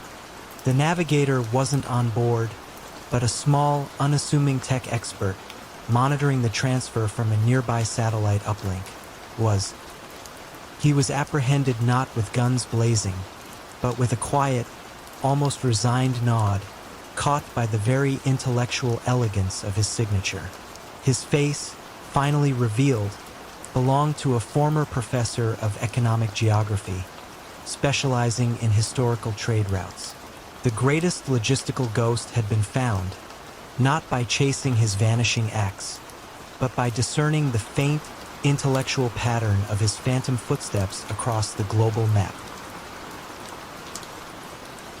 In the bustling, ever-expanding metropolis of the late 1970s, the city's construction industry moved at a peculiar, often exasperating pace, a rhythm dictated not by market forces or architectural ambition, but by the quiet nod of one man. Michael "Mickey" O'Connell, president of the powerful Consolidated Trades Union, was publicly hailed as a tireless advocate for the working man. his booming voice echoing in union halls about fair wages and safe conditions. Yet, behind this public facade, a hidden network of silent coercion and carefully orchestrated payoffs ensured that every major building project, every lucrative city contract, bore his invisible signature. How did this self-proclaimed champion of the working class secretly become the silent arbiter of an entire city's economic progress? And what seemingly minor misstep would ultimately expose the true cost of his omnipresent influence? Mickey O'Connell had risen through the ranks of the Union not by force, but by an uncanny ability to mediate disputes and secure favorable contracts for his members. He was charismatic, with a gruff charm that endeared him to blue-collar workers, and a shrewd mind that commanded respect from city officials and developers alike. His influence extended beyond mere labor negotiations. He possessed an unparalleled understanding of supply chains, material costs, and municipal politics. When a developer faced unexpected zoning issues, or a crucial building material was suddenly unavailable, a quiet conversation with Mickey often smoothed the path. These favors were never free, of course. They might involve a contractor hiring a specific, higher-priced transport company, or a supplier agreeing to a subtly inflated invoice. The difference quietly funneled into a network of shell corporations posing as union consulting firms or training initiatives. Mickey's power was built on the subtle leverage of economic disruption, the quiet threat that a project could simply grind to a halt without his unseen blessing. His true genius lay in his ability to control the flow of labor itself. A word from Mickey could initiate a crippling strike, bringing a multi-million-dollar project to a standstill. Conversely, his approval could ensure an abundance of skilled, compliant workers, guaranteeing smooth progress. Developers, desperate to avoid costly delays, quickly learned the unspoken rules. They would, for example, quietly contribute to the Union Workers' Benevolent Fund, a seemingly legitimate charity that, in reality, served as a conduit for payoffs, funneling millions into Mickey's clandestine accounts. The funds were then meticulously laundered through investments in legitimate businesses, restaurants, trucking companies, even small manufacturing plants, all of which mysteriously thrived despite questionable financial fundamentals. It was an intricate web of racketeering, so deeply embedded in the city's economic fabric that it was almost indistinguishable from legitimate business. You might ask, how could such a pervasive system operate for so long without drawing significant attention? The first faint tremor in Mickey O'Connell's empire emerged from the unlikely desk of Assistant U.S. Attorney Sarah Jenkins. Jenkins was new to the organized crime and racketeering section, and unlike her more seasoned colleagues, she wasn't looking for gunfights or drug busts. She was looking for patterns in data, for the financial ghost whispers of systemic corruption. Her attention was drawn to a series of unusually high-cost municipal contracts for public works projects, bridges, schools, civic centers, which consistently went to a handful of firms with known, if opaque, ties to the Consolidated Trades Union. The cost overruns were astronomical, yet explanations for them were always vague, citing unforeseen labor issues or material shortages. Jenkins' initial investigation was a quiet, almost forensic audit of city records. She correlated bid submissions with union activity, noting how often a rival firm's bid would be withdrawn or a project would face crippling strikes, only for a union-preferred company to step in and complete it at a significantly higher cost. There was no direct evidence of threats, just a chillingly consistent pattern of events.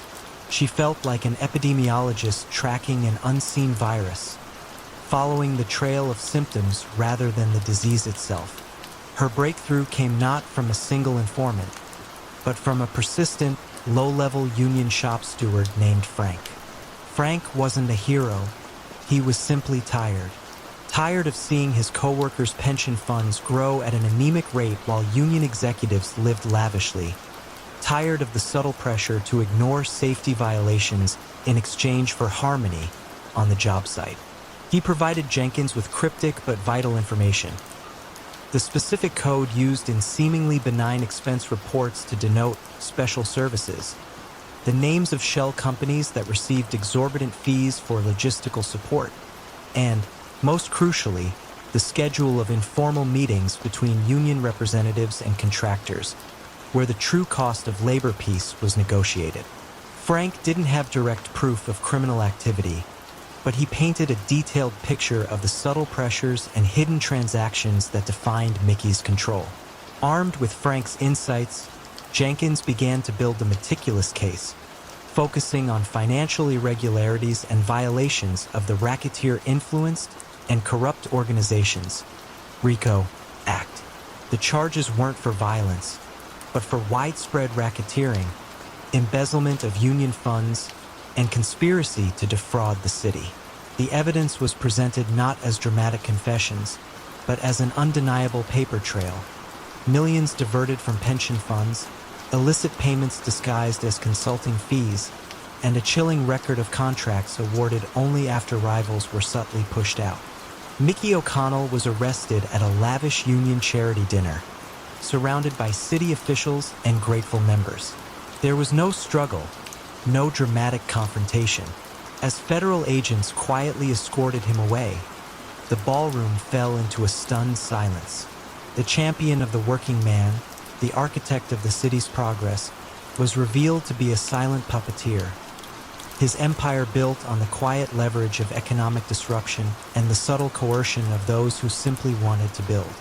His downfall was not a roar, but a quiet unraveling, a testament to the fact that even the most deeply embedded power structures can be dismantled, one meticulous detail at a time. A rare, centuries-old Persian manuscript, believed lost for decades, suddenly surfaced in a private collection, discreetly handled by one of New York's most esteemed galleries. But if this coveted artifact was truly a historical rediscovery, why did its documented provenance contain a subtle, almost imperceptible discontinuity, a quiet gap that begged the question? How did a gallery celebrated for its integrity become the silent conduit for treasures that appeared mysteriously from nowhere, and for what hidden purpose?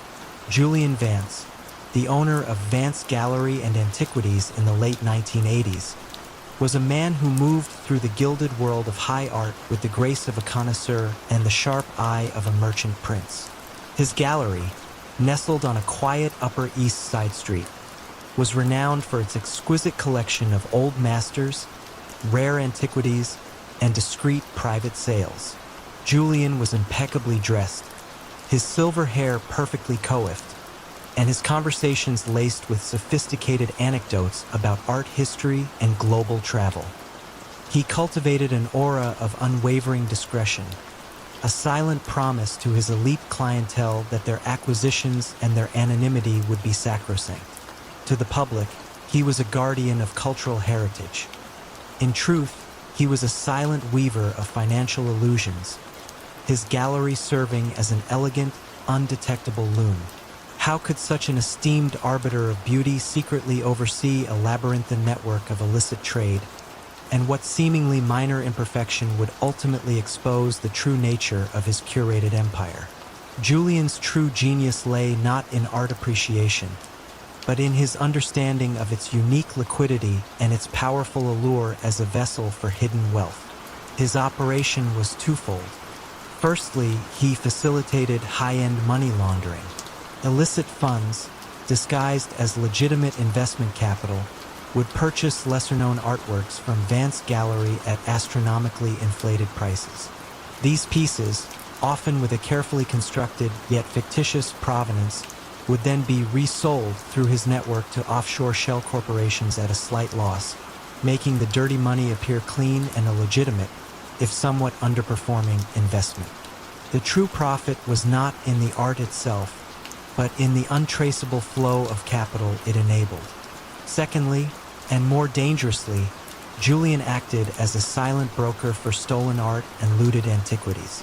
The Persian manuscript was just one example. He employed a small team of highly skilled restorers and art historians, not only for their expertise but also for their discreet complicity. These individuals would meticulously alter minor details on pieces, a faded signature, a microscopic restoration mark, a subtly reshaped corner, or create entirely new, sophisticated certificates of authenticity designed to withstand initial scrutiny. He would occasionally disappear items temporarily from public view, allowing them to resurface years later with a completely rewritten, seemingly plausible history. His influence extended to insurance companies, auction houses, and even some smaller regional museums, subtly pressuring them through a network of favors and exclusive opportunities to accept his carefully constructed narratives.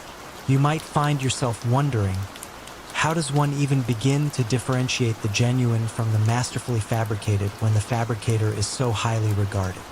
The first faint tremor in Julian's meticulously crafted world registered on the desk of Lena Volkov, a meticulous art insurance investigator. Lena's job was to assess risk and investigate suspicious claims, and she had a particular talent for spotting inconsistencies where others saw only beauty. Her attention was first drawn to a series of high-value insurance claims submitted by a seemingly unconnected group of private collectors, all of whom had purchased their pieces from Vance Gallery. The claims were for minor damage, but the values assigned to the repairs seemed disproportionately high, often exceeding the original purchase price for pieces that were not, on the surface, considered masterpieces. It wasn't the damage that bothered her. It was the sudden, almost too convenient, upward revaluation of these artworks. Lena's investigation was a painstaking forensic audit of art. She didn't look for overt signs of fraud. She looked for the absence of expected signs. She noticed that many of the pieces, though appearing centuries old, lacked the subtle patinas or microscopic where patterns consistent with their claimed age and exposure. She engaged independent conservators to perform non-invasive analyses, revealing microscopic traces of modern pigments or recent repairs disguised to look ancient. She also began to cross-reference the alleged provenances of Vance Gallery pieces with historical auction catalogs, museum acquisition records, and even wartime art registers. She found subtle but significant discrepancies, certain pieces appearing in private collections without any prior public record of sale, or emerging from obscure estates that had no known history of possessing such artifacts. It was like finding a perfectly tailored suit with a single mismatched button, insignificant alone, but glaring when you knew what to look for. The critical break came from a quietly disillusioned art historian, a scholar whom Julian had subtly coerced years ago to authenticate a dubious artifact. Weary of the quiet moral rot and fearing the eventual collapse of Julian's empire, the scholar anonymously provided Lena with a single, seemingly insignificant detail: the specific type of rare, uncatalogued paper Julian used for his forged certificates of authenticity, and the peculiar, almost invisible watermark embedded within. This tiny detail, combined with Lena's existing evidence, allowed her to definitively link Vance Gallery to a hidden network of art forgery and illicit trade. The downfall of Julian Vance was as elegant and understated as his rise. Federal agents, acting on Lena's meticulously compiled evidence, obtained warrants for the gallery's records, a series of private warehouses, and Julian's personal accounts. There was no dramatic raid. Instead, Julian was approached discreetly during a private viewing at his gallery. He was amidst a conversation about the nuances of a Renaissance fresco when agents in plain suits quietly presented their warrant. He offered no resistance, simply a quiet, almost melancholic nod of understanding. The charges were for orchestrating an international money laundering scheme, racketeering through art fraud, and the trafficking of stolen cultural artifacts. His empire, built on the quiet manipulation of beauty and the invisible flow of illicit wealth, was ultimately undone by the relentless pursuit of truth, revealing that even the most masterfully curated illusions eventually unravel, one microscopic detail at a time. a forgotten cassette tape, marked only with a cryptic series of numbers, sat in a dusty evidence locker for years, dismissed as an amateur recording. Yet, this unassuming tape held the key to dismantling a multi-million-dollar criminal enterprise hidden within the glittering world of music. How could a simple piece of analog audio, almost lost to time, reveal the silent orchestrator of a vast financial deception? Elias Thorne was a man who moved with effortless grace through the exclusive circles of the music industry. With his impeccably tailored suits and a smile that could charm a snake, he was the enigmatic force behind Soundwave Collective, a record label that seemed to effortlessly discover and catapult new artists to fame. Operating from a sleek, minimalist office overlooking the Hollywood Hills, Thorne presented himself as a visionary producer, a curator of raw talent, and a shrewd businessman who understood the evolving landscape of sound.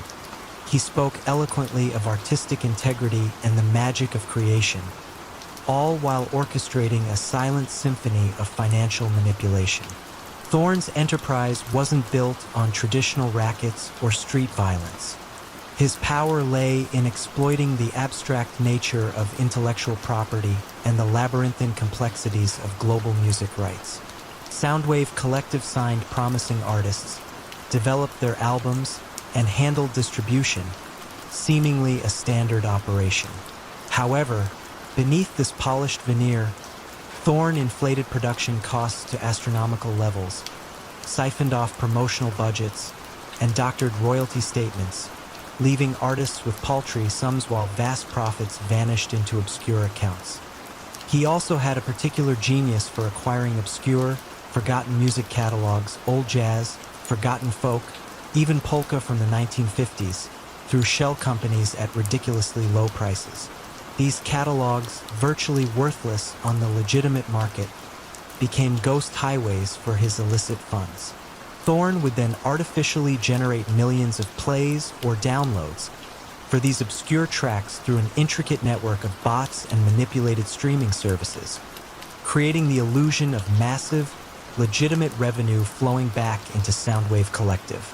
This process effectively laundered millions in untraceable funds, transforming dirty money into legitimate-looking music royalties.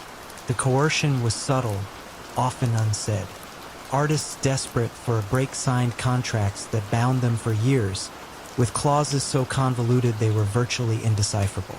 Any who questioned the meager royalty statements found their next album mysteriously delayed, their promotion budgets slashed, or their music suddenly pulled from distribution.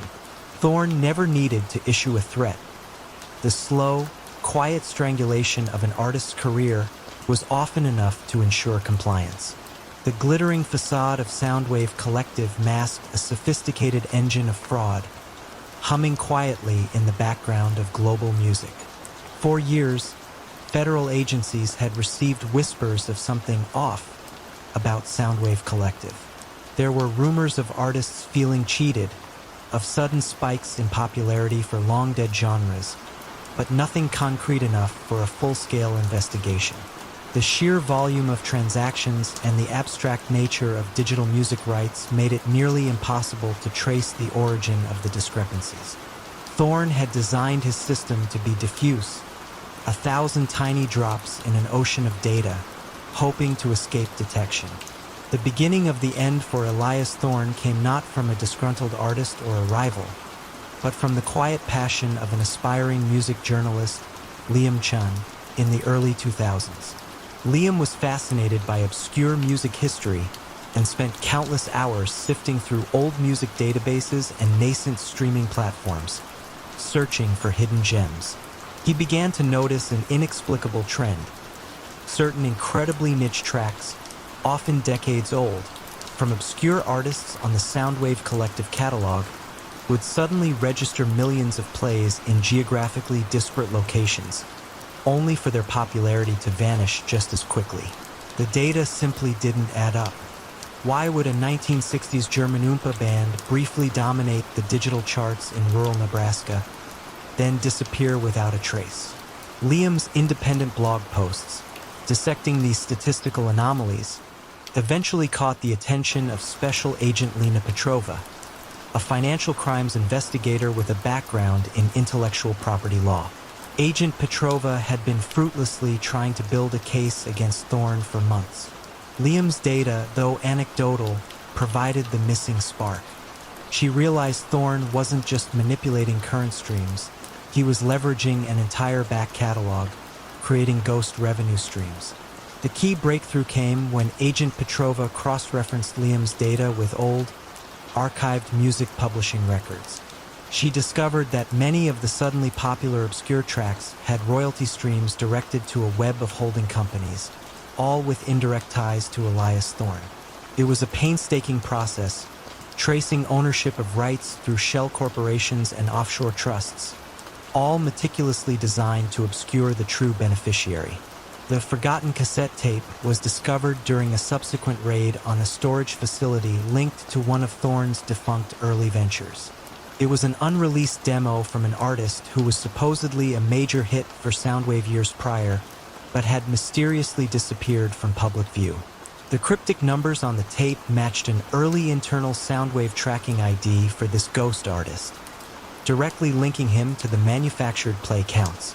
This cassette, a tangible piece of the very artistry he had corrupted, served as a crucial piece of physical evidence, solidifying the digital trails.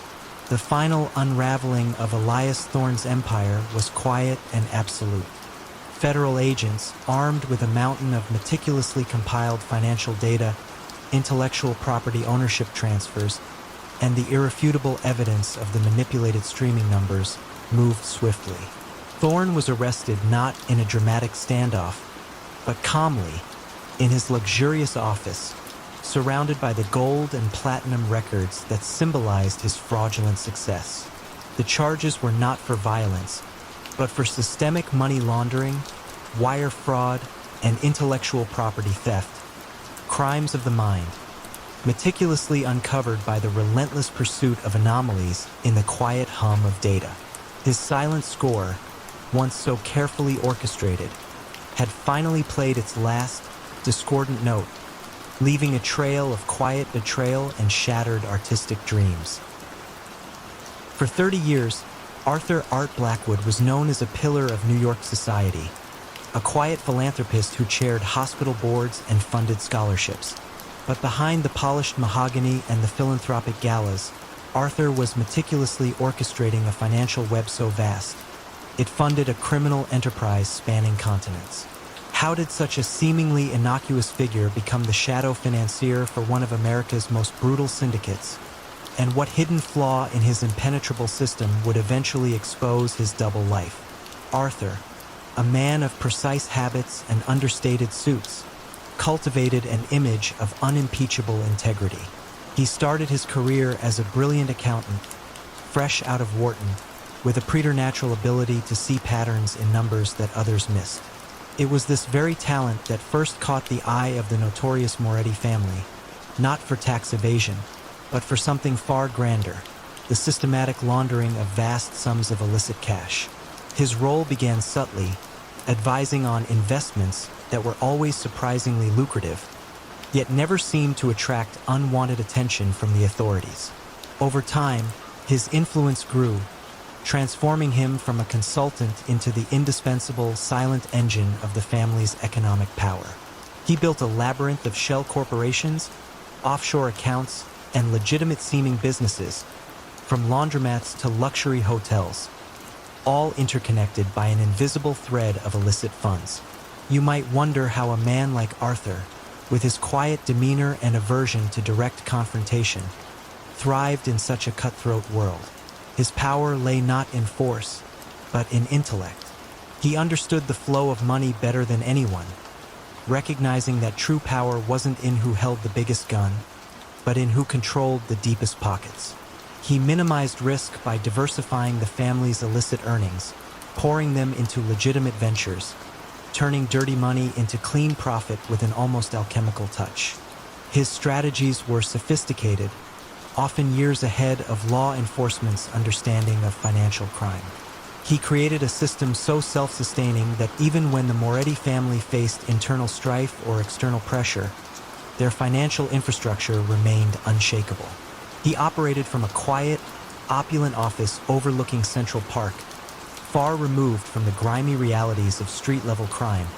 His days filled with spreadsheets, legal documents, and the occasional hushed phone call.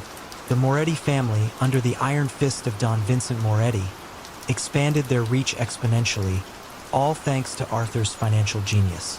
They moved into construction, waste management, and even legitimate real estate development, using Arthur's complex financial models to obscure the origins of their wealth. Vincent Moretti, a man of few words but profound intuition, recognized Arthur as his most valuable asset, a silent partner whose brilliance was worth more than a dozen enforcers. Arthur, in turn, found a strange kind of purpose in his work, a challenge for his formidable mind. He saw himself as an architect, building an empire, albeit one founded on shadows. He had rules, though unspoken ones. No direct involvement in violence, no personal enrichment beyond a comfortable but not extravagant lifestyle, and absolute discretion. For decades, Arthur's system was flawless. The authorities investigated the Moretti family repeatedly, but their finances remained an impenetrable fortress. Case after case collapsed for lack of evidence linking the family's vast wealth to their criminal enterprises. Then came Agent Eleanor Vance, a quiet, tenacious financial crimes investigator for the FBI, who started not with the Moretti family, but with a seemingly insignificant anomaly. A small, struggling chain of dry cleaners in Queens that somehow consistently posted profits far exceeding industry standards, yet never seemed to expand.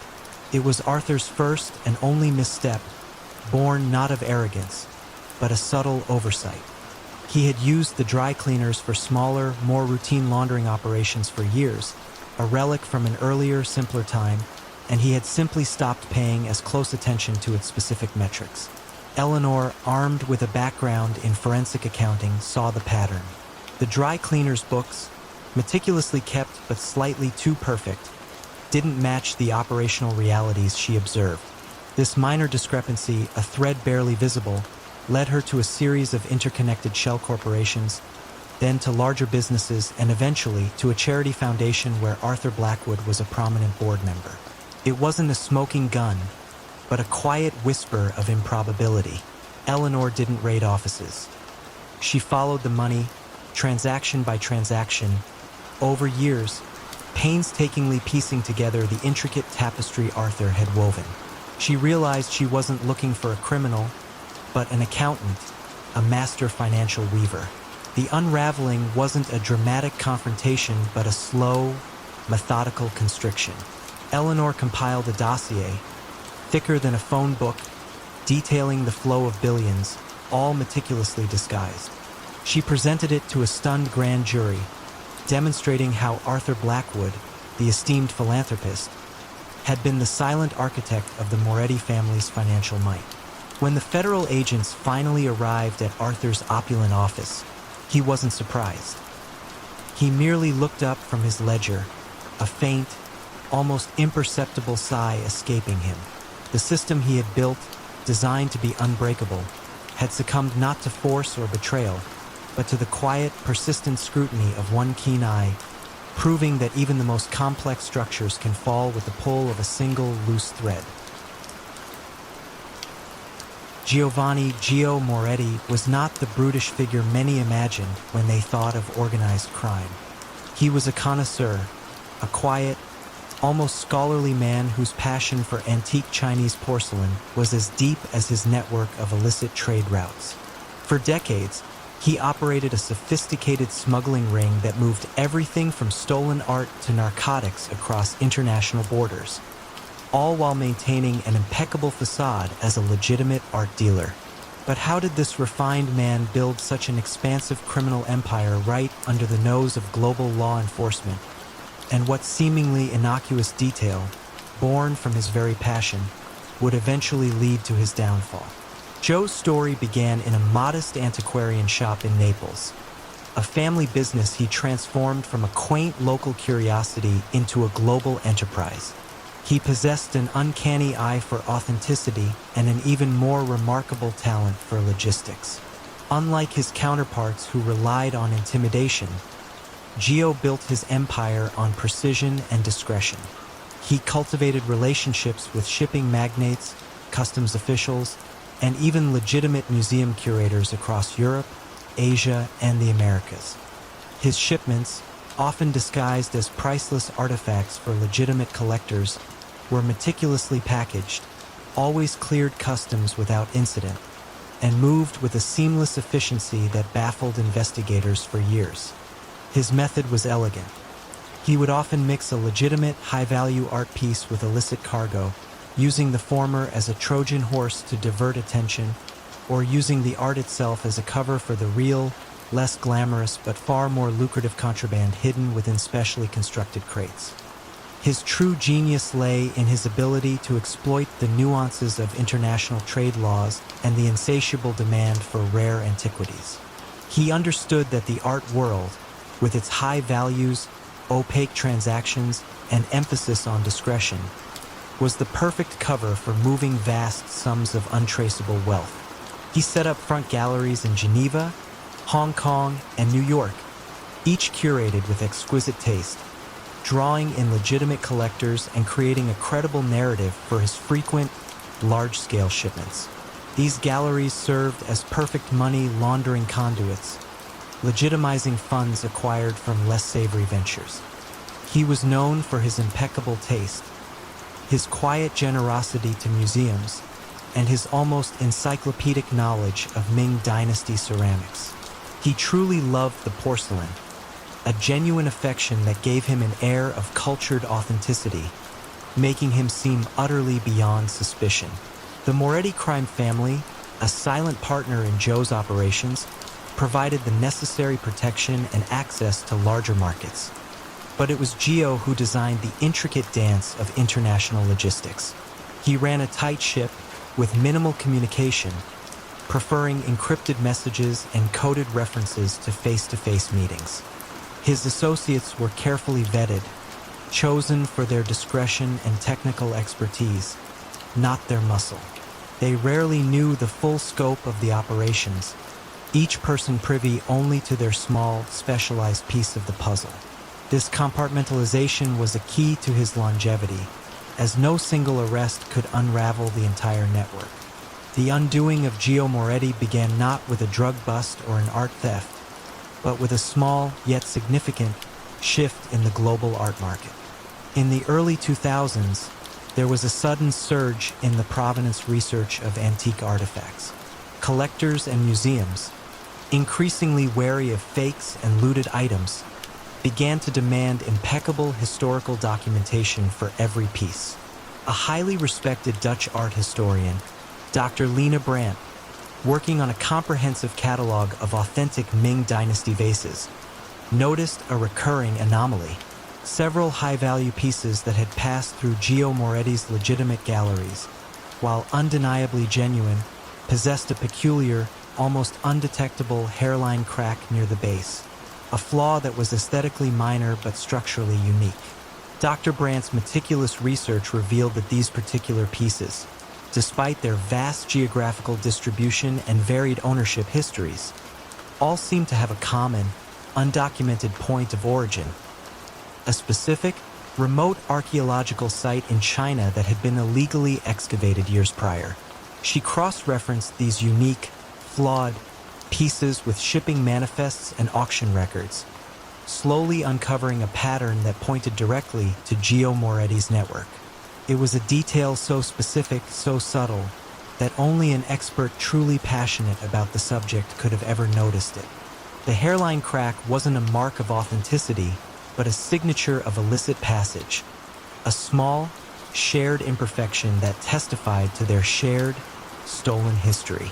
Armed with Dr. Brandt's meticulous findings, Interpol and the FBI's Art Crime Unit launched a joint, quiet investigation. They didn't target drug shipments, they targeted the porcelain itself. They began to track the specific flawed pieces, using their unique imperfections as fingerprints. Each time one was identified in an auction or a private collection, It led them closer to the labyrinthine network Geo had constructed. The evidence wasn't about criminal intent. It was about fraudulent provenance and the trafficking of stolen cultural heritage. The investigation culminated in a series of coordinated raids on Joe's legitimate galleries and warehouses, not for drugs, but for evidence of art fraud and the systematic misrepresentation of archaeological artifacts. When agents finally arrived at Gio Moretti's private residence, he was in his study, admiring a rare, perfectly preserved blue and white jar. He looked up, a look of profound resignation on his face. The very passion that had given him his cover, the specific, beautiful flaw in the porcelain he so loved, had also been his quiet, elegant betrayer, proving that even the most refined operations can unravel through the subtle artistry of their own creator. The sudden, almost baffling generosity of a powerful rival shipping magnate towards Elias Thorne's struggling company was the first sign that something profoundly unsettling was taking root on the docks. Thorne Maritime, a small, reputable shipping firm, had been teetering on the brink, yet an unexpected lifeline appeared in the form of a major contract from the notorious Blackwater Logistics, a company whispered to be inextricably linked to the city's quieter criminal elements. How could an act of seemingly benevolent assistance mask a far more insidious form of control, one that would ultimately ensnare a respected family man and his thriving business in a web of illicit trade from which there seemed no escape? Elias Thorne was a man who lived by the rulebook, a principle reflected in the immaculate organization of his modest office overlooking the bustling harbor. For 2 decades, Thorne Maritime had operated on the twin pillars of honesty and efficiency, specializing in the transport of legitimate goods, textiles, machinery parts, agricultural products. Elias himself was known for his quiet integrity, a man whose word was his bond, whose books were always in order, and whose ambition never outpaced his ethics. He cherished his family, his hard-earned reputation, and the comforting predictability of his routine. The offer from Blackwater Logistics had come at a critical juncture, saving him from financial ruin. It was a golden handshake that felt strangely heavy, almost binding, from the very beginning. The wharf lords, as the syndicate controlling the city's maritime operations was discreetly known, rarely resorted to overt threats or violence.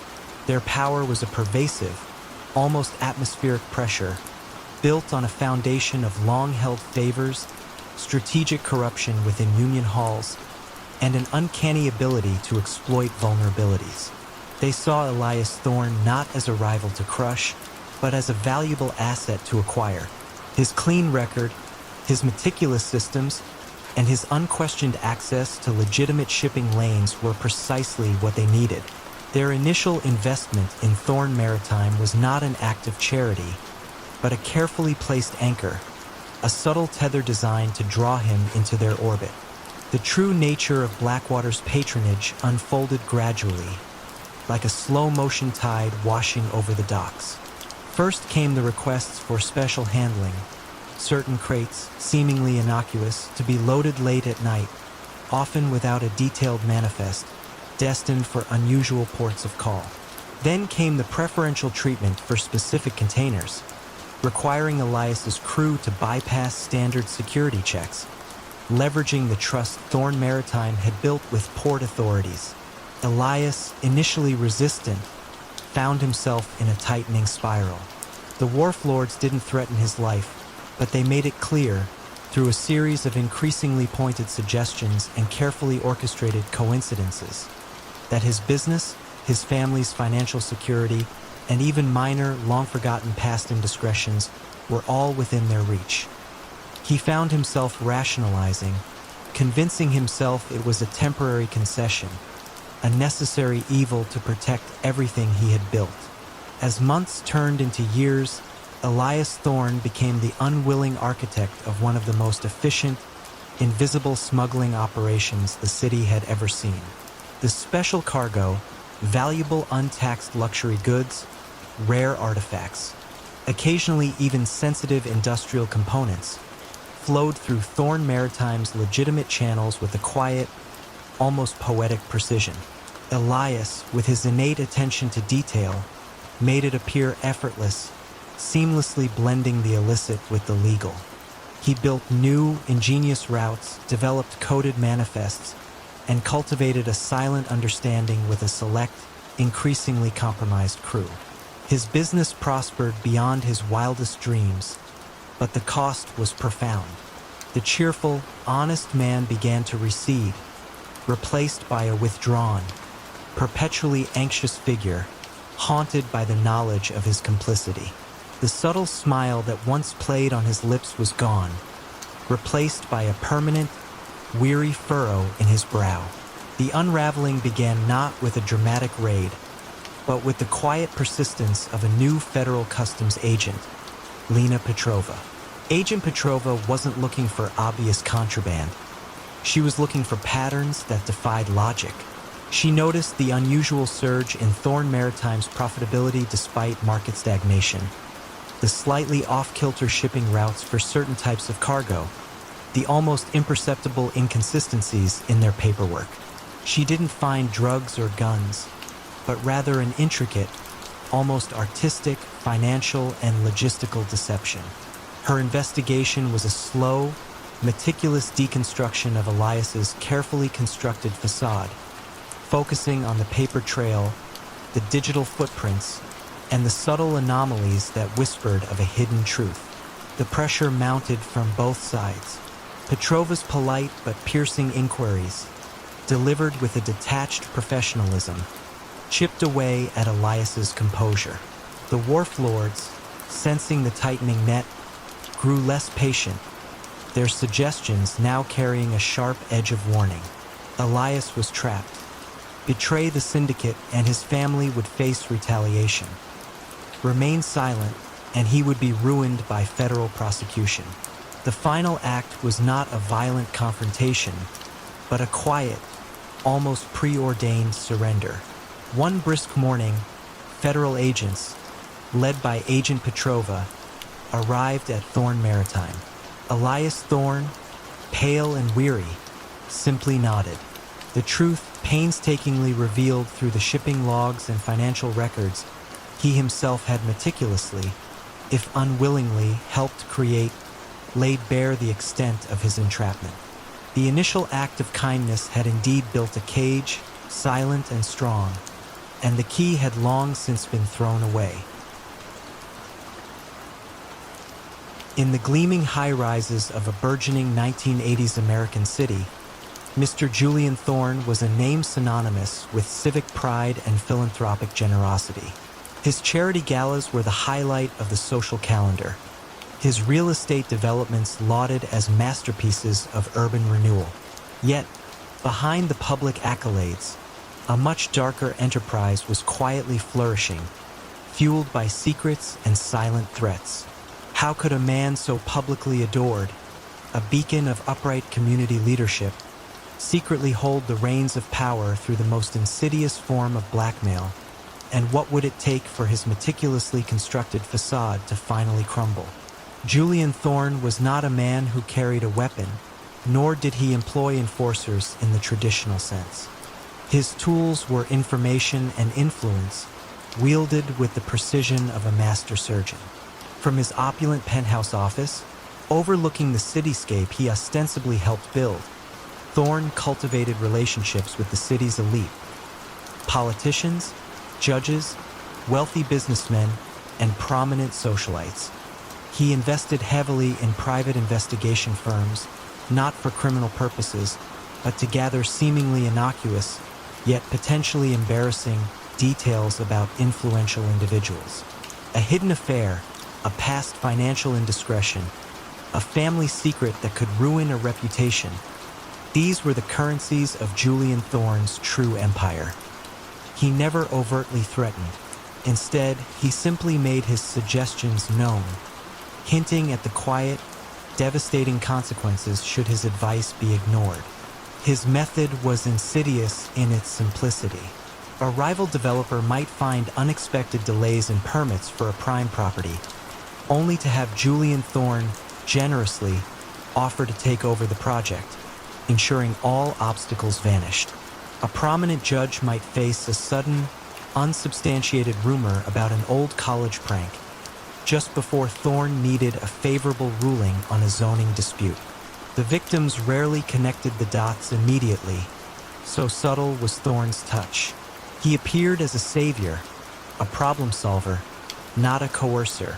You might wonder, how could so many intelligent, powerful people fall prey to such an indirect form of control? It was the fear of exposure, the quiet dread of public humiliation, that served as Thorne's most potent weapon. The initial thread that began to unravel Thorne's web was pulled by Detective Sergeant Michael Cole. Cole was not looking for organized crime. He was investigating a series of seemingly unrelated, highly favorable business deals that consistently benefited Thorne's enterprises. It was the pattern that caught his eye. Every time Thorne acquired a new property or won a major contract, a competitor or an official involved in the decision would mysteriously withdraw, often citing personal reasons or unforeseen complications. There was no visible pressure, no overt crime, just a series of unlikely coincidences. Cole felt like a diver exploring the deep ocean, sensing a massive, unseen current pulling everything in one direction. Cole's investigation began with interviews, polite, unassuming conversations with those who had changed their minds about deals involving Thorne. He listened carefully, not for what was said, but for what wasn't said. He noted the hesitation in their voices, the subtle shifts in their eyes, the nervous glances away. He found a consistent undercurrent of discomfort, a palpable relief when the conversation shifted away from Julian Thorne. It wasn't fear of physical harm, but a profound, almost shameful sense of vulnerability. One city councilman, during a casual chat over coffee, nervously mentioned a personal matter that had forced his withdrawal from a lucrative land deal, then quickly changed the subject. That quiet nervousness, more than any direct statement, told Cole that something was deeply wrong. Cole then turned to financial records, tracing the labyrinthine flow of Thorne's investments and philanthropic donations. He discovered that many of Thorne's shell companies and investment vehicles were managed by a small, discreet legal firm known for its exceptional privacy protocols. It was through this firm that Thorne funneled payments to a network of researchers, data brokers, and private investigators, all ostensibly for due diligence on his real estate ventures. But Cole started to cross-reference these due diligence reports with the personal reasons cited by those who had suddenly capitulated to Thorne's demands. The match was chillingly precise. The critical break came when an ambitious journalist, researching Thorne for a Man of the Year profile, stumbled upon a seemingly benign database of public records that Thorne's private investigators frequently accessed. Digging deeper, the journalist uncovered a pattern. Just before a major deal, Thorne's team would pull up every available detail on the key players involved. She shared her findings with Cole, confirming his suspicions. It wasn't about extortion notes or threats. It was about the chilling power of knowing everything about someone and subtly implying that everyone else could know it too. With the journalist's insights and his own meticulous research, Cole had enough to secure a warrant, not for a violent raid, but for the quiet seizure of Thorne's financial records and the computers of his private investigation firms. The evidence was overwhelming. Meticulously organized dossiers on hundreds of influential figures, cross-referenced with Thorne's business dealings. There were no direct threats, only detailed profiles of vulnerabilities and the timing of Thorne's suggestions. Julian Thorne was arrested not amidst a flurry of gunfire, but during a charity gala he was hosting, a stark contrast to the quiet dignity he always maintained. The charges were not for violence, but for racketeering, leveraging confidential information, and conspiracy to commit extortion through subtle, ongoing coercion. As federal agents calmly escorted him away, the city watched in stunned silence.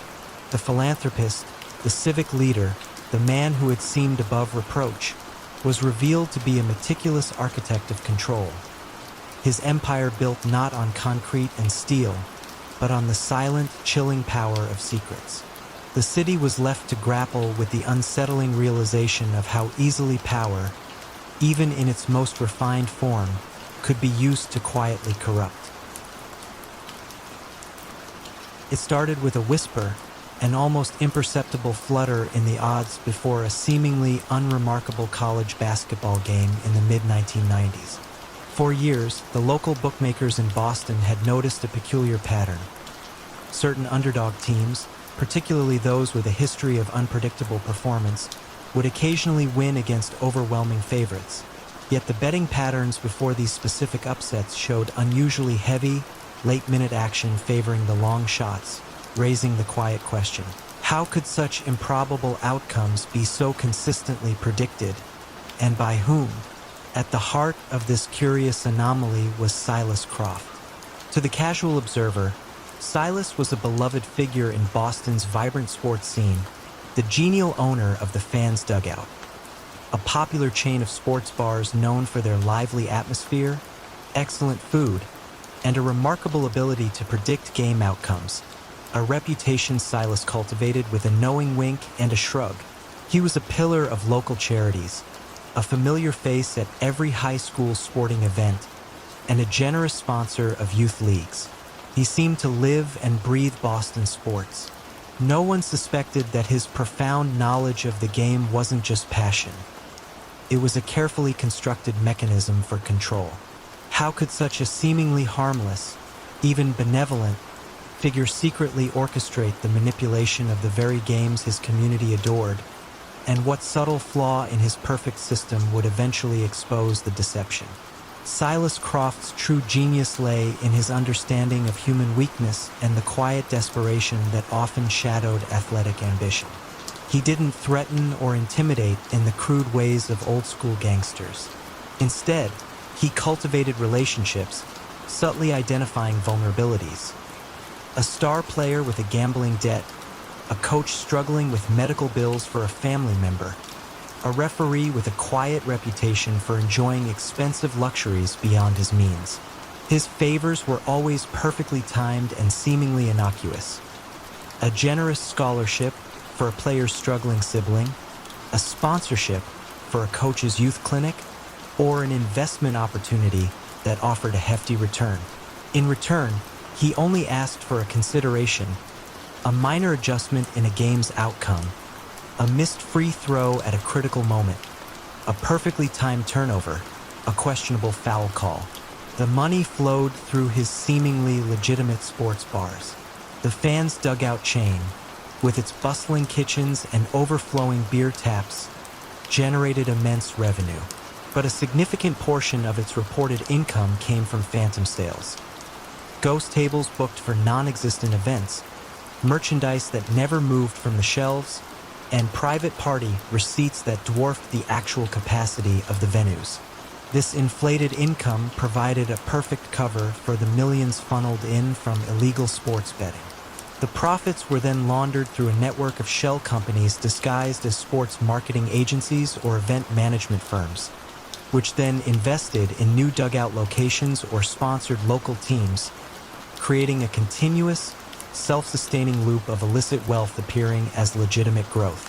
The first faint glimmers of the truth surfaced on the analytical desk of Dr. Evelyn Reed, a sports statistician at a local university. Evelyn wasn't interested in crime. She was fascinated by anomalies. She had developed complex predictive models for athletic performance, and the consistent deviations in certain college basketball games caught her attention. It wasn't just the winning streaks of underdogs. It was the manner of the wins. Key moments, the last 2 minutes, specific free throw percentages, seemed to defy the statistical probabilities her models predicted, consistently shifting outcomes in a way that financially benefited a very specific kind of late-game wager. It was too precise to be random, too frequent to be coincidence. Evelyn, driven by intellectual curiosity, began to track every detail of these anomalous games. She analyzed player performance down to individual possessions, scrutinized referee calls, and even studied crowd noise patterns. She identified a handful of players and referees who consistently, subtly, and without apparent reason, made decisions that swung the game in a particular direction. She then cross-referenced these individuals with publicly available data and found a common thread. Many had received quiet donations to their personal foundations or scholarships for family members from the Friends of Boston Youth Sports Charity, a major philanthropic arm of Silas Croft's sports bar empire. Evelyn compiled her findings into a meticulous, data-driven report, a statistical indictment of a pattern that defied natural sporting probability. She brought it to FBI agent Ben Carter, who initially was skeptical. "Statistical anomalies don't prove a crime, Dr. Reed," he'd said. But Evelyn patiently explained the depth of the pattern, the impossibility of random chance explaining such consistent outcomes. Her breakthrough came when a disillusioned former bartender from the fans' dugout, weary of the constant demand to pad the books with fake sales, came forward. He provided internal accounting ledgers and explained the elaborate system of phantom revenue that made the illegal betting profits disappear into legitimate-looking income. He also provided names of players and referees who frequented the back rooms of the bars, where quiet envelopes often changed hands. With Evelyn's statistical proof and the insider's testimony, Agent Carter built a formidable case focused on sports bribery, illegal gambling, and extensive money laundering. The evidence wasn't about violence. It was about the cold, hard numbers that revealed a perfectly engineered financial shell game, and the quiet coercion that turned athletes and officials into unwitting pawns. Silas Croft was arrested not in a dramatic chase, but quietly, at the grand opening of his newest fans' dugout location, amidst cheering crowds and flashing cameras.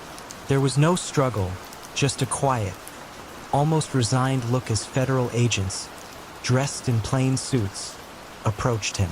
The charges were for orchestrating a massive illegal gambling ring, widespread sports bribery, and sophisticated money laundering. His empire, built on the love of the game and the quiet manipulation of its outcomes, crumbled under the weight of meticulously compiled data and the quiet betrayal of his own financial records.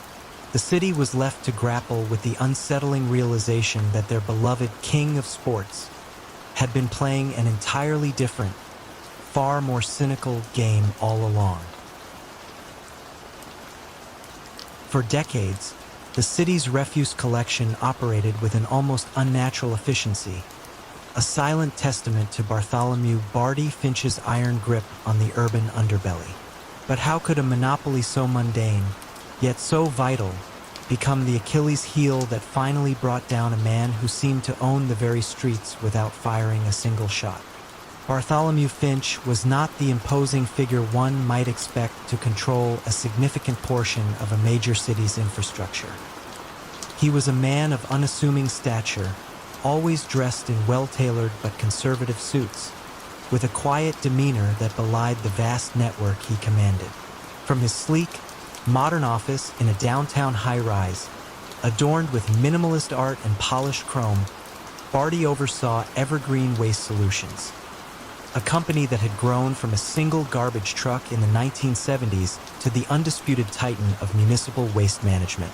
On the surface, Evergreen was a model of civic responsibility, sponsoring local cleanup drives and boasting state-of-the-art recycling facilities.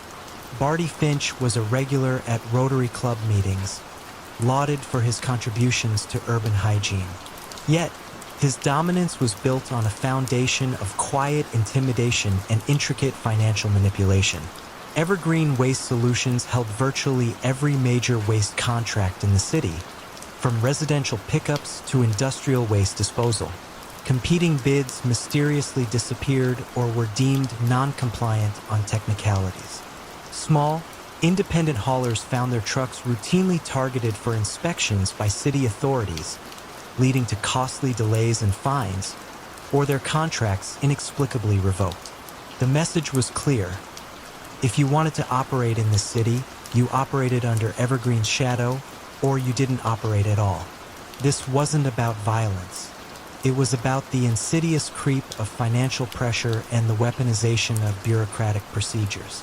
Businesses that dared to question Evergreen's exorbitant fees might find their refuse bins mysteriously overflowing for days, attracting rats and public health complaints, often followed by sudden, hefty fines from city sanitation.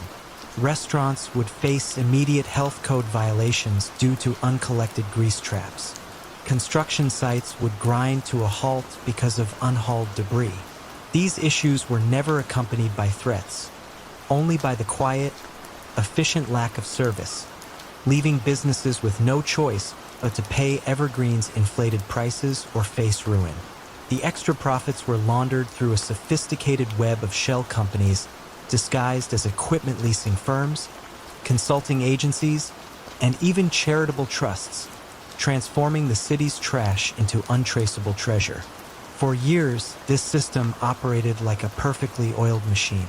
City officials, many of whom owed their campaigns to donations from Evergreen's various front organizations, looked the other way. Citizens complained about rising waste fees but saw a clean city, and so largely remained complacent. Barty Finch had mastered the art of making his criminal enterprise seem like a necessary, if expensive, public service. His power was not derived from fear of physical harm, but from the quiet certainty that he could make daily life in the city unworkable if his demands were not met. The slow unraveling began not with a grand exposé, but with the quiet determination of Sarah Jensen, a newly appointed environmental quality officer with a deep-seated commitment to data integrity. Sarah was tasked with auditing the city's waste streams, aiming to optimize recycling efforts and identify potential environmental hazards. Her initial review of Evergreen's reported waste volumes and disposal sites revealed inconsistencies. Some reported weights for industrial waste seemed impossibly low for the scale of operations they served, while others were suspiciously high for residential areas. It was as if the numbers were being artfully massaged.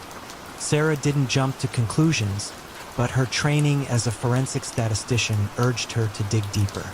She began cross-referencing Evergreen's official reports with independent energy consumption data from the city's incinerators and landfill capacity reports. The discrepancies grew. She noticed that certain competitors that had allegedly ceased operations still showed up on old, seemingly forgotten permits, and that some of Evergreen's subcontractors had identical, non-sequential billing codes. These were not smoking guns, but rather tiny threads, each pulling at the elaborate tapestry of Barty's control. Her quiet persistence eventually caught the attention of federal investigators who had long suspected corruption in the city's public services but lacked the precise entry point. Sarah's meticulously compiled data, presenting anomalies in waste volumes and disposal fees, provided that entry. The federal probe became a financial deep dive, moving beyond the obvious contracts and into the labyrinth of shell corporations that Barty had built. They followed the money trails, not through dramatic stakeouts, but through bank statements, property deeds, and corporate registries, revealing how the overcharged fees flowed into Barty's hidden empire. The moment it all unraveled for Barty Finch came not in a dramatic raid, but in the quiet silence of a deposition room. Federal prosecutors presented him with an overwhelming array of financial documents, all legally obtained, tracing every inflated invoice, every diverted payment, and every fraudulent consulting fee back to his control. They showed how his refusal to service non-compliant businesses created demonstrable public health risks, directly linked to his financial gains. His meticulous nature, which had allowed him to build such a detailed financial structure, now became his undoing, as every transaction, no matter how carefully hidden, left a digital or paper trail. Barty Finch was ultimately charged with widespread racketeering, financial fraud, and extortion, not through violence, but through the systematic manipulation of a vital urban service.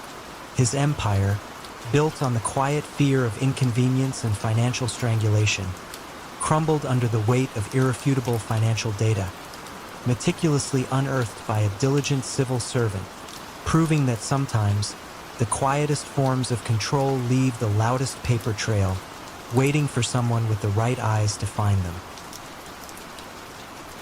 For centuries, the Benevolent Hearts Foundation, known simply as BHF, was the unassailable pillar of Viridian City, its name synonymous with selfless civic duty and unwavering compassion. Its grand annual galas were the highlight of the social calendar, its coffers overflowing with donations from the city's elite, and its public projects, from restored orphanages to revitalized public parks, dotted the urban landscape like beacons of hope. But how could an institution built on such seemingly pure intentions, a beacon of goodwill, become the quiet engine for a vast criminal enterprise for decades? And what seemingly innocuous thread would finally unravel its deeply embedded secrets? Elias Vance, the long-standing director of the Benevolent Hearts Foundation, was a figure of almost saint-like reverence. With his silver hair, gentle eyes, and a voice that resonated with sincere conviction, he embodied the very spirit of philanthropy.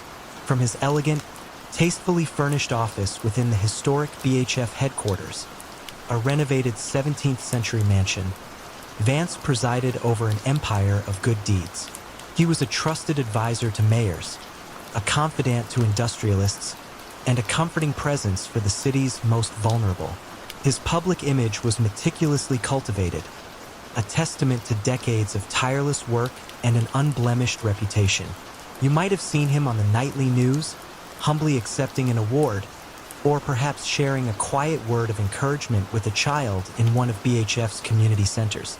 Yet, beneath this flawless veneer of benevolence, Elias Vance had, over time, transformed BHF into a sophisticated conduit for illicit wealth and a powerful instrument of quiet coercion. His criminal enterprise was not one of back alleys or violence, but of silent influence and financial manipulation. BHF had become the unspoken gatekeeper for a surprising range of local approvals, from lucrative city grants for small businesses to essential building permits and even certain hard-to-obtain import licenses. Businesses seeking these approvals quickly learned the unwritten rules. A substantial donation to the Benevolent Hearts Foundation, or the engagement of one of BHF's recommended consulting firms, which were, in reality, shell companies controlled by Vance's network, ensured swift passage through bureaucratic labyrinths. Those who attempted to bypass this system found their applications inexplicably stalled, their permits perpetually pending, or their businesses facing sudden, crippling regulatory inspections. The funds flowing through BHF were a murky blend of legitimate donations and vast sums laundered from various illicit ventures. These ventures were themselves meticulously low-profile, quiet racketeering that controlled supply chains for construction materials, subtle insurance fraud schemes involving phantom claims, and discreet art forgery operations that moved priceless fakes through legitimate auction houses. The illicit profits were washed through BHF by exaggerating the costs of legitimate charitable projects, creating non-existent aid programs on paper, and funneling money through inflated procurement contracts for BHF suppliers, companies that existed only as ledger entries. These donations from anonymous benefactors or overseas trusts added layers of impenetrable legitimacy to the incoming dirty money. For decades, this intricate system had operated with impunity. The city, undeniably cleaner and seemingly more compassionate thanks to BHF's visible efforts, rarely questioned the underlying financial currents. Politicians and officials, many of whom owed their quiet career advancements to BHF's subtle support or had family members benefiting from its discreet directorships, looked the other way. Vance's power was absolute, rooted not in fear of physical harm, but in the quiet certainty that he could make daily business and political life in Viridian City utterly unworkable for anyone who dared to defy his invisible hand. He had perfected the art of making his criminal enterprise seem like an indispensable public service. The slow unraveling began not with a disgruntled insider or a dramatic police raid, but with the quiet determination of Dr. Alistair Finch, a young, idealistic historian. Alastair was undertaking a doctoral thesis on the long-term economic impact of historical charities on urban development, and BHF, with its centuries of history, was his prime subject. He spent countless hours in the city archives, poring over microfiche, faded paper ledgers, and brittle old audit reports from BHF's past. Alastair, with his meticulous eye for detail, began noticing peculiar patterns that defied logical explanation. He observed that specific, large, round-number donations to BHF, often from new and previously unknown benefactors, consistently coincided with key legislative votes or the approval of major public works projects that significantly benefited certain businesses. More puzzling were the recurring appearances of the same obscure vendor companies across disparate BHF projects, always with identical, unusually high invoices for seemingly simple services. These vendor companies were virtually untraceable through public records. His initial academic curiosity slowly transformed into deep suspicion. Alastair meticulously cross-referenced BHF's published annual reports with external economic data, city council meeting minutes, and property records. There were no direct smoking guns, but a consistent, statistically improbable correlation emerged. The patterns were too precise, too repetitive to be mere coincidence.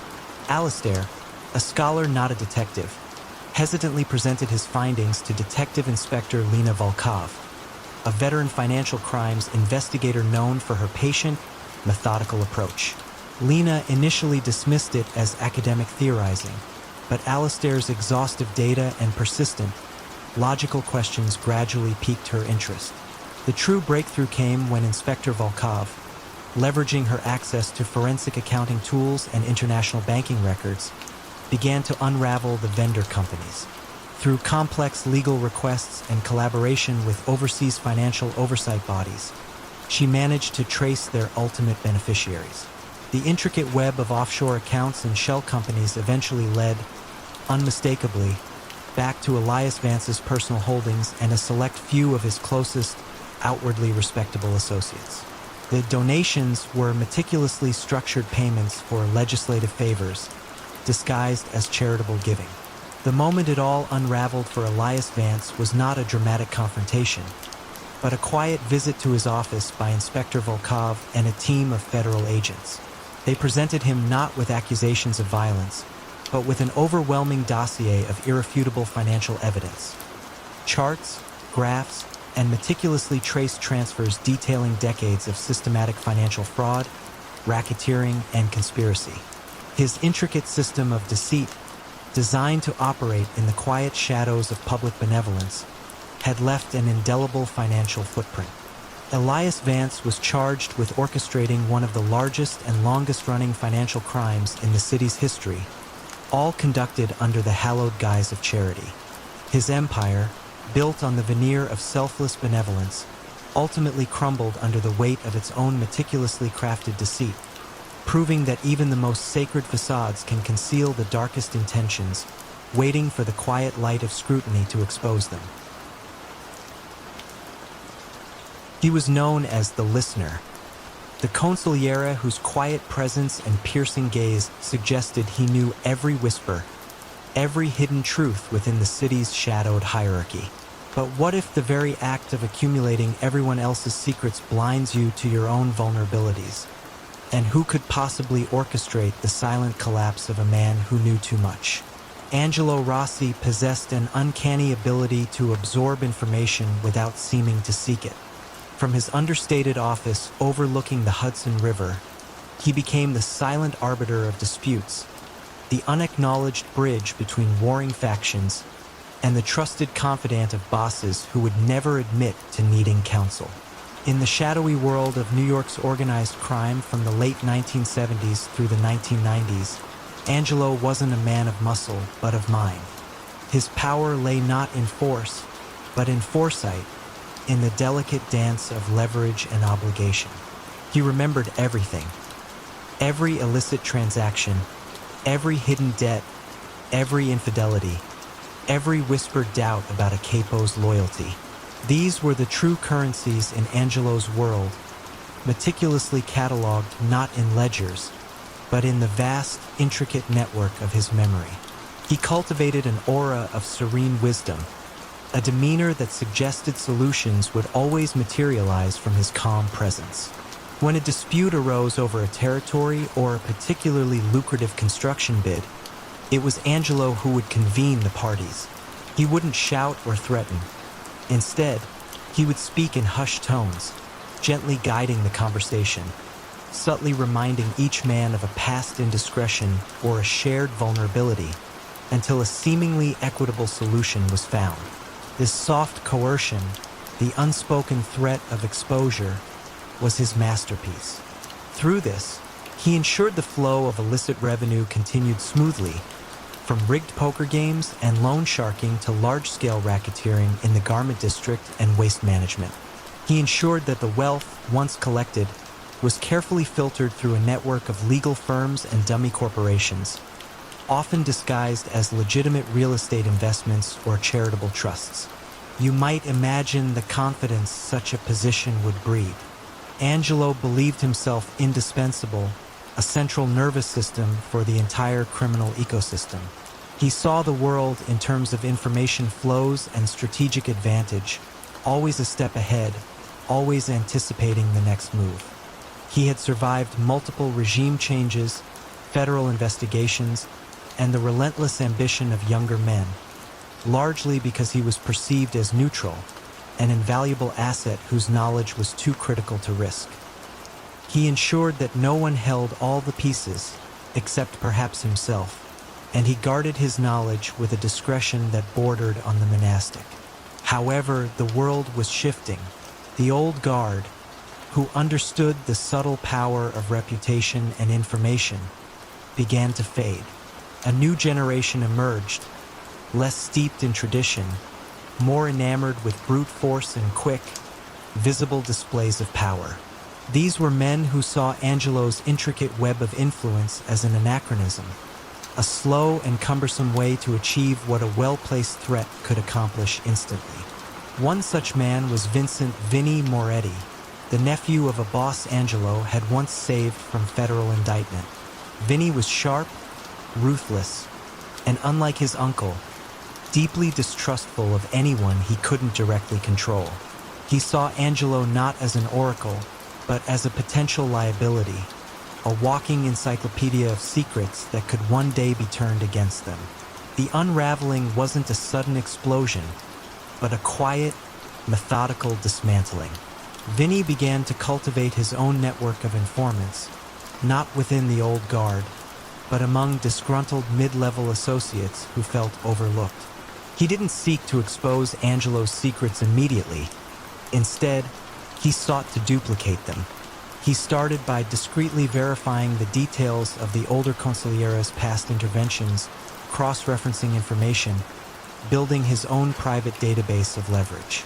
Angelo, so focused on the grand machinations, failed to notice the subtle shift in the informational currents around him, the small eddies forming outside his sphere of influence. He became complacent, perhaps even a little arrogant, in his belief that his system of interconnected secrets was unbreakable. The turning point came when a major cargo shipment, tied to a highly sensitive international smuggling operation that Angelo had meticulously arranged, went missing. This wasn't a robbery. It was a ghost. The money had vanished, the goods untraceable, and all the usual contacts Angelo relied upon for information suddenly went silent. This was Vinny's silent coup. He had used his newly acquired information, whispers of discontent and weaknesses within Angelo's trusted network, to quietly sever key connections, subtly redirect funds, and create diversions that made it appear as if the feds or a rival family were responsible. The loss wasn't financially crippling, but it was a profound blow to Angelo's reputation, his very claim to indispensability. When he called upon his old favors, his old leverages, they simply didn't work. The lines of communication had been cut, the debts silently repaid or forgotten by those Vinny had quietly cultivated. Angelo found himself isolated, his phone calls unanswered, his meetings canceled.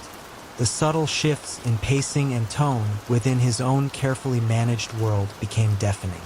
He was still the listener, but there was nothing left to hear. He wasn't threatened, he wasn't attacked. He was simply bypassed, rendered irrelevant. His power, built entirely on access to information and the trust that came with it, dissolved when the information became widely known or when new conduits for it emerged. The old guard saw him as a relic, the new as a faded map of a territory they no longer wished to navigate. His carefully constructed edifice of influence crumbled not under a barrage of bullets, but through the quiet, insidious erosion of his network, leaving him adrift in a world he no longer understood. And in the silent aftermath, one couldn't help but wonder if the most dangerous secret of all was the one you never knew was being stolen, right from under your very nose. Samuel "Sammy the Seam" Glick was an enigma. For nearly 40 years, he moved through the upper echelons of New York's financial world as a quiet, unassuming investment advisor, renowned for his uncanny ability to transform even the murkiest funds into sparkling, legitimate assets. Yet, beneath his polished exterior and understated charm, Sammy was the silent, indispensable architect behind the financial empires of not one, but several of America's most fearsome crime families. A man whose subtle movements shifted billions without a trace. How did this unassuming financial wizard achieve such unparalleled influence over the underworld's finances? And what quiet, human vulnerability would eventually unravel his meticulously constructed world of shadows? Sammy Glick began his career not on the streets, but in the hallowed halls of a prestigious financial firm, a brilliant analyst with a photographic memory for figures and a natural understanding of complex market dynamics. He was overlooked, perhaps, for his quiet demeanor, his preference for numbers over networking. His true genius was discovered almost by accident when a struggling, mid-level associate with ties to a minor gambling ring approached him, desperate to clean a significant sum of cash. Sammy saw not a criminal, but a puzzle.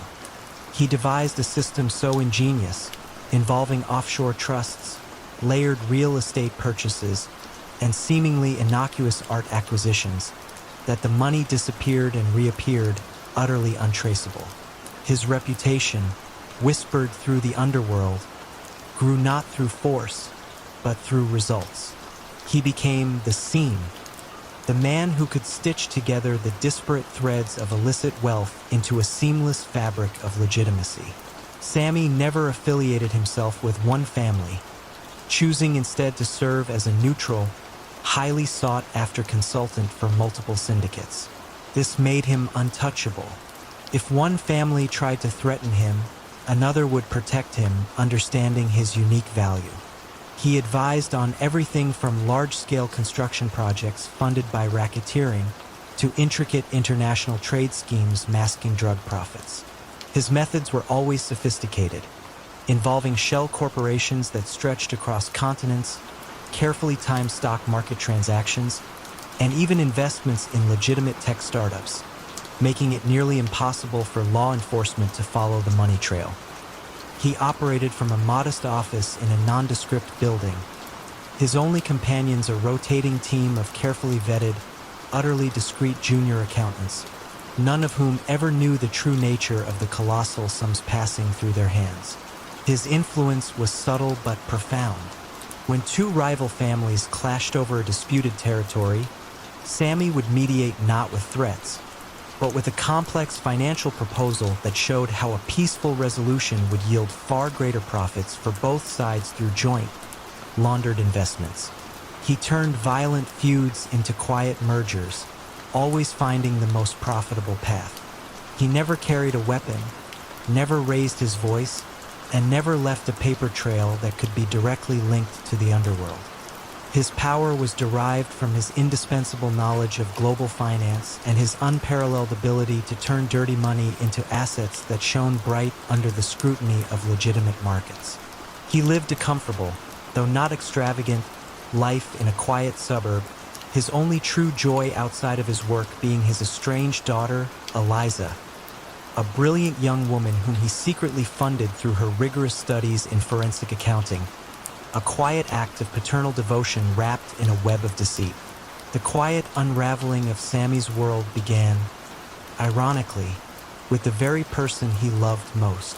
Dr. Eliza Glick, having earned her PhD in financial forensics, joined a specialized FBI task force dedicated to untangling complex money laundering operations. She was driven not by any personal vendetta, but by a pure, almost academic fascination with the intricate patterns of illicit finance. She began noticing a recurring, almost elegant, anomaly in several seemingly unrelated investigations targeting various organized crime groups across the Northeast. There were instances where vast sums of money would vanish from a known criminal enterprise, only to reappear months later as legitimate investments in completely different, highly diversified sectors, leaving no discernible financial fingerprint. What caught Eliza's attention wasn't a mistake, but the sheer perfection of the concealment. The transitions were too smooth, the layering too complex, the legal camouflage too flawless for typical criminal operations. It implied a single, highly sophisticated central architect, a master weaver of financial illusions. She began building a complex algorithm to trace these ghost transactions, connecting disparate data points that no human eye could easily link. Her analysis revealed a hidden network of shell companies and financial maneuvers so intricate, so precise, that it defied conventional understanding of criminal finance. The more she pulled at the threads, the more they led to a singular, elusive signature. A unique blend of offshore banking, specific types of real estate trusts, and a rare, almost artistic use of seemingly legitimate venture capital investments. The FBI, initially skeptical, grew intrigued by Eliza's impassioned presentations. Her algorithms pointed to a pattern that suggested the existence of an unprecedented financial nexus for the underworld. She didn't know it was her father, but her research, presented in a sealed brief, described his exact methodology, his signature. When the federal agents, acting on Eliza's groundbreaking findings, finally executed search warrants on a dozen seemingly legitimate businesses linked by her algorithm, the evidence they uncovered was overwhelming. It wasn't about drugs or violence. It was about the sheer volume of laundered billions meticulously tracked through Sammy's unique financial seams. Sammy Glick was found at his quiet suburban home, poring over a complex set of ledgers, a faint, almost wistful smile on his face. He knew his world was collapsing, not from a threat he couldn't deflect, but from the quiet brilliance of a mind he himself had helped cultivate. The ghost of Wall Street, the man who had perfected the art of invisibility, was ultimately undone by the very clarity he instilled in his own daughter, a silent testament to the ironic power of unintended consequences. The unexpected, almost whimsical fascination of a shrewd FBI agent with a particular brand of artisanal olive oil was the unlikely thread that began to unravel a seemingly impenetrable international smuggling network. For years, shipments of rare, expensive goods, from ancient artifacts to high-end electronics, had been disappearing into the vast, intricate maw of global commerce, only to resurface on black markets in distant corners of the world. No direct links, no obvious patterns, only whispers of a phantom organization with an uncanny ability to exploit blind spots in customs and logistics. How could a simple gourmet product ultimately expose a sophisticated operation that moved billions in illicit goods across continents with an almost supernatural stealth, and bring down the shadowy figure known only as the curator? The curator was not a man of violent repute, nor was he known for flamboyant displays of wealth. His legend was built on discretion, meticulous planning, and an almost artistic appreciation for the movement of valuable, often illicit, commodities. His real name was believed to be Armand Dubois, a former logistics expert who had worked for decades in legitimate international shipping, learning every loophole, every blind spot, every human weakness in the system. He operated from the shadows, an unseen hand orchestrating complex global movements, specializing in goods too delicate, too valuable, or too legally contentious to move through conventional channels. He was a master of misdirection, often hiding diamonds inside shipments of frozen fish or priceless paintings within crates of industrial machinery. His network spanned multiple continents, a silent, efficient machine designed for one purpose: to make the impossible vanish and reappear. His clients were diverse: wealthy collectors seeking forbidden antiquities, criminal organizations trafficking in rare earth minerals, even intelligence agencies in need of discreet transfers of sensitive equipment. The curator was known for his impeccable service, his ironclad guarantees, and his complete anonymity. He never met his clients, communicating solely through encrypted channels and a series of trusted, similarly anonymous intermediaries. His fees were astronomical, but his success rate was legendary. He understood that true security lay not in brute force, but in making his operations so utterly unremarkable, so perfectly integrated into the legitimate flow of goods, that they became invisible. The current focus of his operation was a series of high-value art heists across Europe, funneling the stolen masterpieces through seemingly legitimate trade routes and ultimately to anonymous buyers in the Middle East and Asia. The challenge was immense. Paintings of immense size and fragile nature, requiring specialized handling and rapid, untraceable movement. The curator reveled in the complexity, devising ingenious solutions, like disguising a masterpiece as a medical scanning device requiring urgent transport, or labeling a stolen ancient statue as a shipment of building materials for a remote construction project. The first crack in his seemingly flawless system came from a seemingly unrelated investigation into organized crime activity in Naples, Italy. Agent Sofia Rossi, a sharp analyst from the FBI's art crime team, was tracking a network of art fences. During a routine review of shipping manifests, she noticed a curious detail: a consistent, small-volume export of a very specific, high-end olive oil from a remote, obscure producer in southern Italy. This olive oil, while excellent, was not widely distributed and certainly not known for significant international trade. Yet, every few months, a small, highly valuable shipment of art would vanish from a European gallery, and a short time later, a container full of this particular olive oil would arrive in a major port city, often in Asia, with unusually high declared value. Agent Rossi, a connoisseur of fine Italian food, recognized the brand and found the discrepancy odd. The volume of olive oil didn't justify the shipping costs, nor the declared value. It was a faint, almost statistical anomaly, the kind most investigators would dismiss as irrelevant. But Sophia had a hunch. She began to cross-reference the olive oil shipments with art thefts, not expecting a direct link, but looking for temporal correlations. Slowly, painstakingly, a pattern emerged. The olive oil shipments often preceded or followed a major art theft by a matter of days or weeks, always destined for the same few, seemingly unconnected shell companies. The oil itself was a legitimate product, used as a sophisticated cover load, a plausible reason for the container's movement, masking the true, high-value cargo hidden within.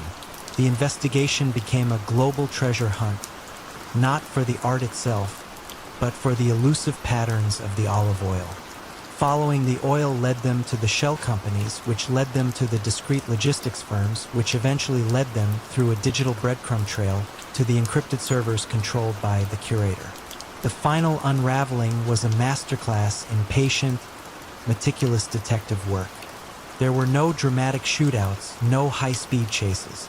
Instead, it was a precise, coordinated takedown of a global logistical empire based on hundreds of thousands of shipping manifests and digital communications. Armand Dubois, the curator, was finally apprehended in a quiet villa overlooking the Tuscan hills, surrounded by his own modest collection of legitimate art. He offered no resistance, only a faint, almost imperceptible nod of recognition when Agent Rossi mentioned the olive oil. The very elegance of his deception, the subtle, artistic flourishes he had embedded in his network to make it invisible, had ultimately become his undoing. The phantom had finally left a trace, a deliciously subtle scent that led the hunters directly to his door. A vibrant Italian-American neighborhood in 1950s Chicago, the Mutual Aid Society was more than just a place to deposit savings. It was the community's beating economic heart. Founded and overseen by Salvatore Sal Rossi, a man whose gentle smile and silver hair belied his shrewd mind. It offered loans for homes, businesses, and even medical emergencies when traditional banks turned a cold shoulder.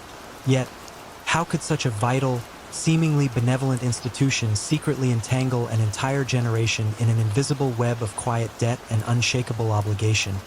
And what hidden leverage allowed its founder to exert such silent, unwavering control over their lives? Sal Rossi was not a man of grand gestures or overt displays of power. His strength lay in his accessibility, his empathy, and his deep understanding of his community's needs and aspirations. He was the first to offer help when a family faced eviction, the quiet financier behind countless small businesses that became the neighborhood's backbone. When a young couple needed a loan for a wedding, or a struggling baker needed capital for a new oven, Sal was there. He never charged exorbitant interest rates, nor did he demand collateral in the usual sense. Instead, loans came with an unspoken understanding. Favors would be owed. These favors were not always financial. They might involve a business directing its patronage to another, an unexpected endorsement for a local politician Sal supported, or even a quiet agreement to use certain suppliers. To the community, Sal was a savior. To Sal, these debts of gratitude were the invisible currency of his true empire. Over the decades, the Mutual Aid Society became an intricate financial ecosystem. The seemingly legitimate businesses that flourished under Sal's patronage, the construction companies that always seemed to win local bids, the import-export firms with mysteriously fluid inventories, the restaurants that always seemed to be flush with cash, were, in truth, the conduits for Sal's less visible ventures. The society itself acted as a de facto bank, handling massive cash deposits from these businesses and dispersing funds, all operating outside the stringent regulations of the federal banking system. It was money laundering on a grand, community-wide scale, cloaked in the guise of local philanthropy. People saw prosperity, but few understood the quiet mechanisms of control, the way a small loan could silently obligate a family for generations. The initial thread of unraveling came, not from within the community, but from a persistent outsider, Agent Maria Santos of the FBI's Financial Crimes Unit. Santos, a meticulous and unyielding investigator, was working on a broader case involving anomalous cash flows between various regional businesses and seemingly legitimate community organizations. The Mutual Aid Society, with its astonishingly high cash deposits relative to its stated purpose, quickly caught her attention. It was too efficient, too successful, without the typical regulatory footprint. She wondered, how could such an operation remain completely off the radar for so long? Santos began by scrutinizing publicly available information, property records, business registrations, local election contributions. She noticed a peculiar pattern. A small number of businesses consistently received favorable zoning changes or municipal contracts after receiving loans from the Mutual Aid Society. She also observed a remarkable homogeneity in voting patterns within the neighborhood. These were not direct proofs of crime, but subtle indicators of systematic, organized influence. Her breakthrough came through a quiet conversation with Carlo, a young, disillusioned bookkeeper at one of the society's affiliated construction companies. Carlo had grown up in the neighborhood, benefiting from Sal's generosity. But he had also seen the quiet despair of families whose lives were subtly steered by their unpayable debts of obligation. He never directly incriminated Sal, but he spoke in careful hypotheticals, describing certain practices he had observed. the quiet pressure to accept inflated invoices for materials, or to divert specific funds to consulting fees that went to unnamed third parties. He subtly confirmed Santos's suspicions about the hidden ledgers that tracked not money, but favors owed, meticulously linking families and businesses to their subtle, perpetual obligations to Sal. Armed with Carlo's indirect but invaluable insights, combined with her own financial forensics, Santos pieced together a compelling case. It wasn't about violence or overt threats. It was about racketeering through a sophisticated, ongoing system of financial coercion and illegal banking operations. The loans were not acts of charity but quiet investments in a network of influence. The favors were not spontaneous acts of gratitude, but carefully orchestrated maneuvers to expand Sal's control. The end of Sal Rossi's reign was as understated as his rule. Federal agents arrived at the Mutual Aid Society early one morning, not with guns drawn, but with reams of warrants for financial records and property seizures. Sal, surrounded by the ledgers that detailed his quiet empire, offered no resistance. He simply looked at Agent Santos with an expression that conveyed a lifetime of knowing unspoken rules. The charges were for orchestrating an illegal banking operation, widespread money laundering, and racketeering through financial exploitation. The community was left in a stunned silence, divided between those who felt betrayed and those who mourned the loss of their benevolent banker. The iron grip, which had been invisible for so long, had finally been exposed, leaving a neighborhood to grapple with the complex legacy of gratitude intertwined with silent, unseen debt. When the news broke of Silas the Stone Malone's indictment, it wasn't the dramatic culmination of a street war or the sudden betrayal by a terrified informant. Instead, it felt like the collapse of a building that had simply decayed from within, its foundations eroded by unseen forces. How could such a formidable figure, a man who had ruled his territory with an iron grip for decades, be dismantled not by external enemies, but by the quiet, calculated moves of those closest to him?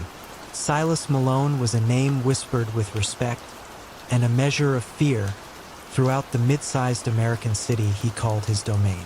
For over 30 years, he had presided over a vast criminal enterprise rooted in illegal gambling, loan sharking, and various forms of protection rackets, all carefully shielded behind a facade of legitimate businesses. His moniker, the Stone, was not merely a reference to his unyielding will, but also to his meticulous nature. Every ledger entry was balanced, every cash flow accounted for, every transaction carefully orchestrated to leave minimal trace. He was a creature of habit, preferring the quiet hum of his private office, where he meticulously reviewed reports, to the flashier displays of power favored by other figures in the underworld. His reign had been remarkably stable, marked by an almost scientific approach to illicit finance. Beneath Silas, as his unwavering shadow, stood Vincent "Vinny" Rossi. Vinny had served as Silas's underboss for 20 years, a man of quiet intelligence and even quieter ambition. He was the executor of Silas's will, the one who ensured operations ran smoothly, who mediated minor disputes, and who knew the intricate financial arteries of the organization better than anyone, perhaps even better than Silas himself. Vinny was loyal, yes, but his loyalty was not blind. He observed Silas's growing rigidity, his increasing reluctance to adapt to new technologies, and a subtle complacency that began to creep into his otherwise unshakable demeanor. Silas dismissed the internet as a fad, and encrypted communications as for children. Vinny, however, saw the evolving landscape, the new opportunities, and the new vulnerabilities that came with them. The quiet clash between the old ways and the new began to ferment. Vinny noticed that Silas, in his meticulousness, had developed a predictable pattern, almost a financial signature, in his money laundering operations. He funneled profits through a specific chain of offshore accounts and shell companies, always adhering to a set schedule. It was a system that had worked flawlessly for decades, but in the digital age, predictability could be a fatal flaw. Vinny began to subtly, almost imperceptibly, loosen the screws on minor aspects of these operations. A small, seemingly insignificant delay in a transfer here, an unusual but explicable misfiling of a non-critical document there. Nothing that would immediately raise an alarm, but just enough to create tiny, almost imperceptible ripples in the vast, still pool of Silas's financial empire. Vinny wasn't planning an overt betrayal, no direct tip-offs or dramatic turncoat revelations. His strategy was far more nuanced, built on the principle that if you show a man a faulty path, he will eventually trip. He began to subtly plant seeds of dissent and concern among the younger, more technologically adept members of the family, not against Silas's authority, but against his outdated methods. He would express feigned concern about certain risks Silas was taking, risks Silas himself was too confident to acknowledge. The stone is unyielding, Vinny might muse to a trusted captain, but even stone can crack under sustained pressure, especially from new tools. This fostered a quiet shift in allegiance, not through force, but through a growing belief that Vinny possessed the foresight needed for the family's future. The moment the unraveling truly began wasn't a single dramatic event, but the meticulous work of a newly formed federal task force focused on organized crime's financial infrastructure. They had received an anonymous, untraceable tip, a carefully crafted packet of publicly available corporate filings and obscure land deeds that pointed to a series of seemingly unrelated businesses exhibiting curious financial anomalies. It wasn't enough for an arrest, but it was enough to spark an in-depth financial investigation. This packet, seemingly a random collection of public records, was actually a mosaic of clues that Vinny had painstakingly assembled and anonymously dispatched, highlighting the very financial signatures Silas had meticulously created over the years.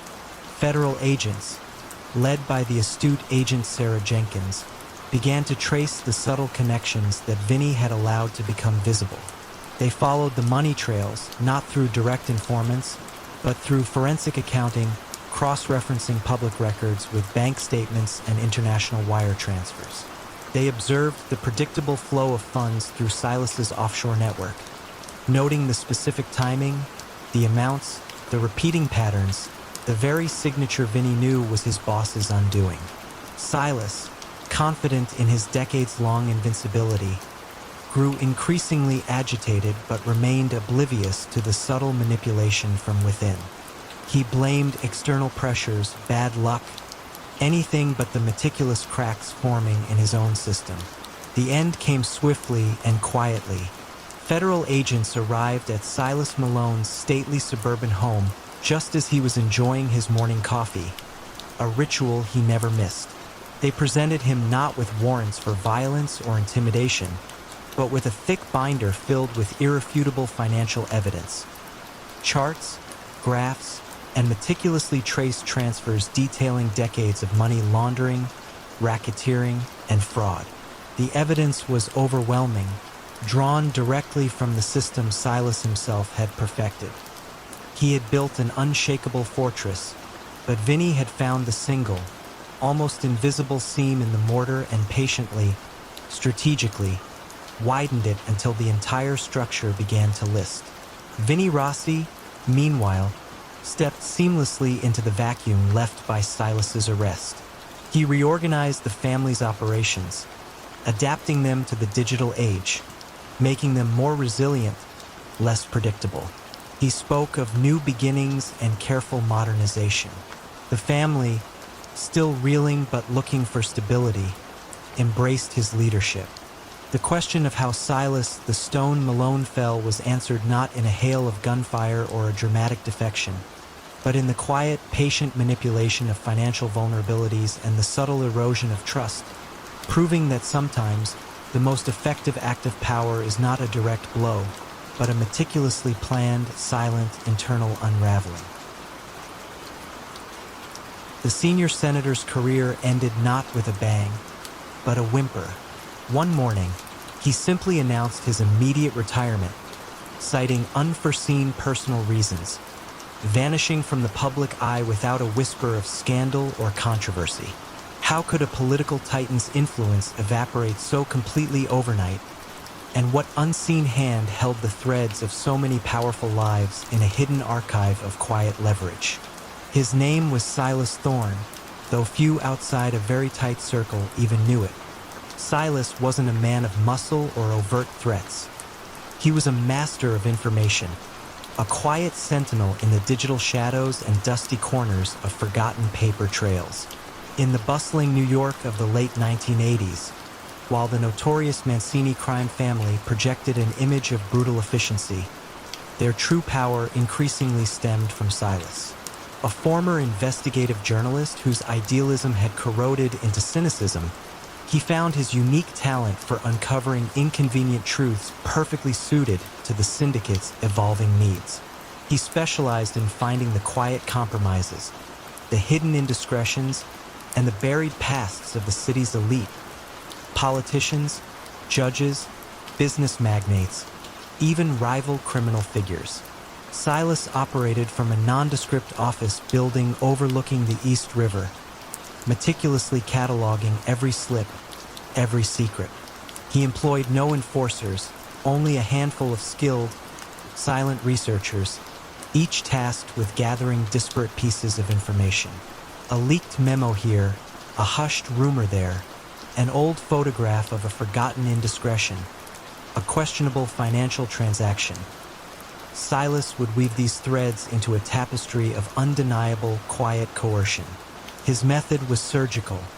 He never demanded violence, rarely even direct payment. Instead, a targeted individual would receive an anonymous package, perhaps a single photo, an old newspaper clipping with a certain name highlighted, or a printout of an obscure financial record. The message was implicit, we know. The ensuing compliance, a zoning permit approved, a rival bid withdrawn, a blind eye turned, was almost always immediate and untraceable. You might wonder about the depth of this influence. Think of a prominent judge presiding over a crucial case that could cripple a Mancini front company. Instead of threats to his family, he simply receives a cryptic note detailing his long-ago affair with a law clerk, complete with dates and locations that only he and she could possibly know. Or a city councilman, staunchly opposing a syndicate-backed development, suddenly changes his vote after a quiet phone call where a specific, damning detail about his private finances is mentioned. This was Silas's art, turning shame and fear into silent cooperation, expanding the Mancini family's reach into legitimate sectors without a single gunshot. His influence was pervasive, yet almost invisible, allowing the Mancini family to operate with an unparalleled sense of impunity. His network of informants was as diverse as his targets, ranging from disgruntled former employees to highly placed but compromised insiders. He paid well, but more importantly, he offered discretion, understanding that silence was currency. The Mancini boss, Leonardo Mancini, understood Silas's true value. He was the quiet arm of their power, the man who brought the city to its knees not through violence, but through the chilling whisper of exposed truth. Silas, for his part, found a perverse satisfaction in his work. He believed he was simply revealing the inherent corruption of power, stripping away the veneer of respectability from those who claimed moral high ground. The first crack in Silas's impenetrable fortress of secrets emerged not from a direct investigation of the Mancini family, but from the quiet persistence of a young FBI analyst named Clara Thorne, no relation, who was frustrated by the seemingly random good fortune of the Mancini syndicate. Clara noticed a peculiar pattern. Influential figures, when targeted by the Mancini family's legitimate-seeming business ventures, often capitulated with almost no discernible pressure, and certainly no overt threats. There was no paper trail of bribery, no recorded phone calls of extortion. It was the absence of resistance, the lack of a fight that caught her attention. She started cross-referencing these curious capitulations with unrelated, minor news items. A sudden resignation, a quiet divorce, a sudden withdrawal from a public race. Clara theorized that the Mancini family had a leverage master, someone who held quiet psychological sway. Her breakthrough came when a mid-level city official, whose career had inexplicably stalled after opposing a Mancini bid, finally cracked under the pressure of a prolonged, unrelated audit. He didn't confess to extortion, but he spoke of an anonymous package, a vague threat that exposed a single, deeply personal secret from his past. He mentioned a unique, vintage typewriter font on the threatening note, a detail so specific it seemed insignificant. But for Clara, it was a tiny, crucial thread. She began searching public records and old newspaper archives for similar, anachronistic fonts, eventually connecting it to a defunct investigative journalism outfit that had once employed a certain Silas Thorne, known for his meticulous research and old-school methods. The raid on Silas's office was less a dramatic bust and more an archaeological excavation. Behind a false wall, they found it, an immaculately organized, climate-controlled archive. Rows upon rows of meticulously labeled files, hard drives, and even microfiche, detailing the hidden lives of thousands. The sheer volume was staggering. There were no weapons, no stacks of cash, just secrets, meticulously cataloged and ready for deployment. Silas, found calmly reviewing a file on a prominent judge, simply looked up, a faint, almost weary smile touching his lips. He knew his reign of silent power was over. The Mancini family, stripped of their most potent weapon, their hidden leverage laid bare, quickly crumbled, proving that even the most subtle forms of control can be undone by the quiet, methodical pursuit of truth. For decades, old Antonio Manzoni Manzini's counsel was the silent bedrock of the Moretti family, his words carrying more weight than any enforcer's threat. But what happens when the very wisdom that built an empire begins to be perceived as an anchor, dragging down those who seek to modernize? Could the quiet traditions of the past be the very thing that led to an unforeseen downfall? Antonio Manzini was not a man of grand pronouncements or flashy displays. His power emanated from an almost preternatural understanding of human nature, a deep respect for established hierarchies, and an uncanny ability to navigate treacherous waters with minimal collateral damage. He was the consigliere, the trusted advisor, the voice of reason that had guided the Moretti crime family through shifting landscapes of loyalty and betrayal in New York City since the 1960s. His office, a modest room above a legitimate-looking import-export business in Little Italy, smelled of stale cigar smoke and old leather. Here, disputes were mediated, alliances forged, and strategies for quiet influence laid out, always favoring discretion over confrontation. Manzini believed that true power lay not in overt control, but in the subtle art of making oneself indispensable, of pulling strings unseen. His approach had served the Moretti family well. Under the elder Salvatore Moretti, Antonio had helped build a network of influence that touched legitimate unions, construction firms, and even parts of the city's political machinery. Their operations, though certainly illicit, were conducted with a certain old-world decorum. Racketeering was quiet, blackmail was subtle, and money laundering was an art form involving legitimate businesses that seemed to thrive despite economic downturns. It was a golden age for the family, one built on caution, long-term vision, and Manzini's almost paternal guidance. Then, the elder Moretti passed, and the mantle fell to his son, Salvatore Jr., known simply as Sal. Sal was a product of a different era, brash, impatient, and captivated by the burgeoning digital age.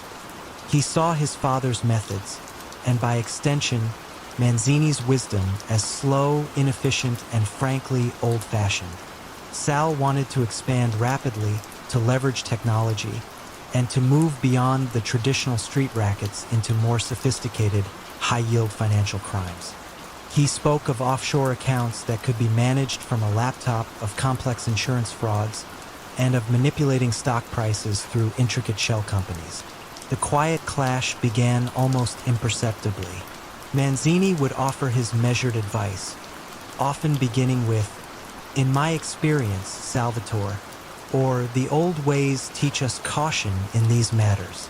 Sal, though outwardly respectful, would often nod, smile, and then proceed to do precisely what Manzini had advised against. He began holding meetings that Manzini wasn't invited to, bringing in young, sharp financial minds from outside the traditional family structure. Strangers who spoke in code about algorithms and data packets, concepts foreign to Manzini's world of handshakes and whispered agreements. The familiar hum of loyalty and trust in the room began to feel thin, replaced by a colder, more clinical efficiency. Manzini found himself increasingly isolated. His counsel, once sought after, was now tolerated, a nostalgic nod to a bygone era. He witnessed Sal's ambitious, technologically driven schemes unfold, a growing unease settling in his gut. The younger boss was expanding too fast, trusting too many anonymous digital pathways, and neglecting the crucial human element that Manzini knew was the true bedrock of any successful enterprise, legitimate or otherwise. "You cannot digitize loyalty, Salvatore." Manzini had once mused to Sal over a quiet espresso.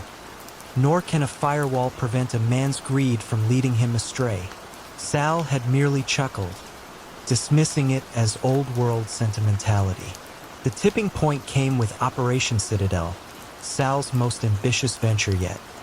A vast insurance fraud scheme designed to exploit loopholes in the emerging electronic claims systems. Millions were to be siphoned off, funneled through layers of digital front companies. Manzini warned against the sheer scale, the intricate web of digital footprints, and the reliance on external tech experts who had no familial ties. He spoke of the inherent risks of a system too complex for even its creators to fully comprehend, let alone control. But Sal, brimming with confidence, pushed forward. The unraveling, when it came, was not heralded by a sudden explosion of violence or a dramatic informant flip. It began with a seemingly minor error, a single miscoded transaction in a remote server farm, an anomaly in an otherwise flawless digital tapestry. A junior analyst at the FBI's nascent cybercrime division, following a thread from an unrelated investigation, noticed the peculiar signature of this particular transaction.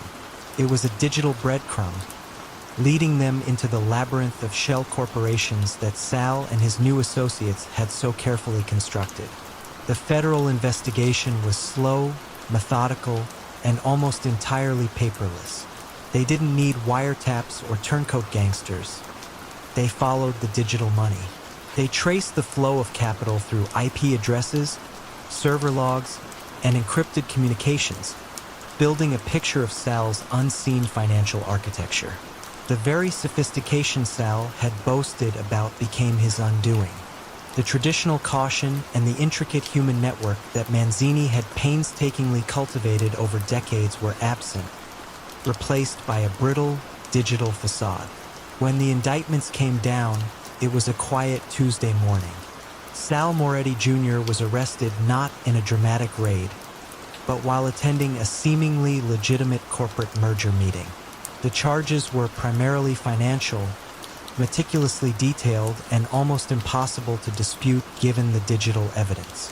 Manzini, untouched directly by the charges due to his deliberate exclusion from Sal's modern schemes, watched the news unfold from his quiet office. He saw the swift, efficient dismantling of an empire he had once helped build, an empire that had been taken down not by rival gangs or the force of will, but by the silent, relentless logic of data and algorithms, a world he had warned against, a world where wisdom like his was no longer relevant. His unseen cage was the realization that his era, and the principles he held dear, had quietly faded into irrelevance, leaving him to witness the inevitable downfall from the sidelines. A small, faded ledger, discovered not in a dramatic police raid, but in a dusty archive of forgotten corporate filings, held the true economic blueprint of one of Europe's most elusive criminal networks. How could such a seemingly minor artifact, almost a historical footnote, lead to the downfall of a man considered utterly untouchable? You might envision a kingpin, a figure draped in shadows and known for brutal displays of power. But Eduard Volkov was none of these things. He was a man of unassuming demeanor, a financial consultant by trade, known for his meticulous attention to detail and an almost monastic dedication to order. In the bustling heart of a European capital, Volkov operated from a discreet office suite, the kind where hushed tones and the scent of expensive coffee lingered in the air. His clients were varied. Old money families seeking discreet investment advice, promising startups in need of a guiding hand, and even a few minor governmental agencies seeking financial optimization. On the surface, he was the picture of legitimate success, a quiet pillar of the city's financial elite. Yet, beneath this placid facade, Volkov had spent decades weaving a vast, invisible empire. His criminal enterprise wasn't built on drug shipments or street protection rackets, but on the sophisticated manipulation of capital. He specialized in what he subtly termed financial rerouting, a euphemism for a global money laundering operation so intricate it baffled even seasoned investigators for years. Through a labyrinth of shell corporations registered in offshore havens, legitimate-looking real estate acquisitions, and complex currency exchanges, Volkov could cleanse billions, transforming ill-gotten gains into untraceable, respectable assets. His power stemmed not from threats of violence, but from the quiet leverage of financial dependency. Businesses, seemingly on the brink, would find a savior in Volkov's network, receiving generous loans or timely investments, only to realize later they were merely conduits in his grand design, bound by unseen chains of debt and compromise. For years, the authorities had only whispers, a vague sense of a financial ghost, an entity that seemed to absorb dirty money and make it vanish without a trace. There were no marked territories, no bloody turf wars, only the subtle hum of transactions, the quiet click of computer keys, and the faint, almost imperceptible hum of a system designed to be invisible. Eduard Volkov rarely met his clients face-to-face, preferring layers of trusted intermediaries, each compartmentalized, knowing only their small piece of the grand puzzle. This distance, he believed, was his ultimate shield, a moat of anonymity.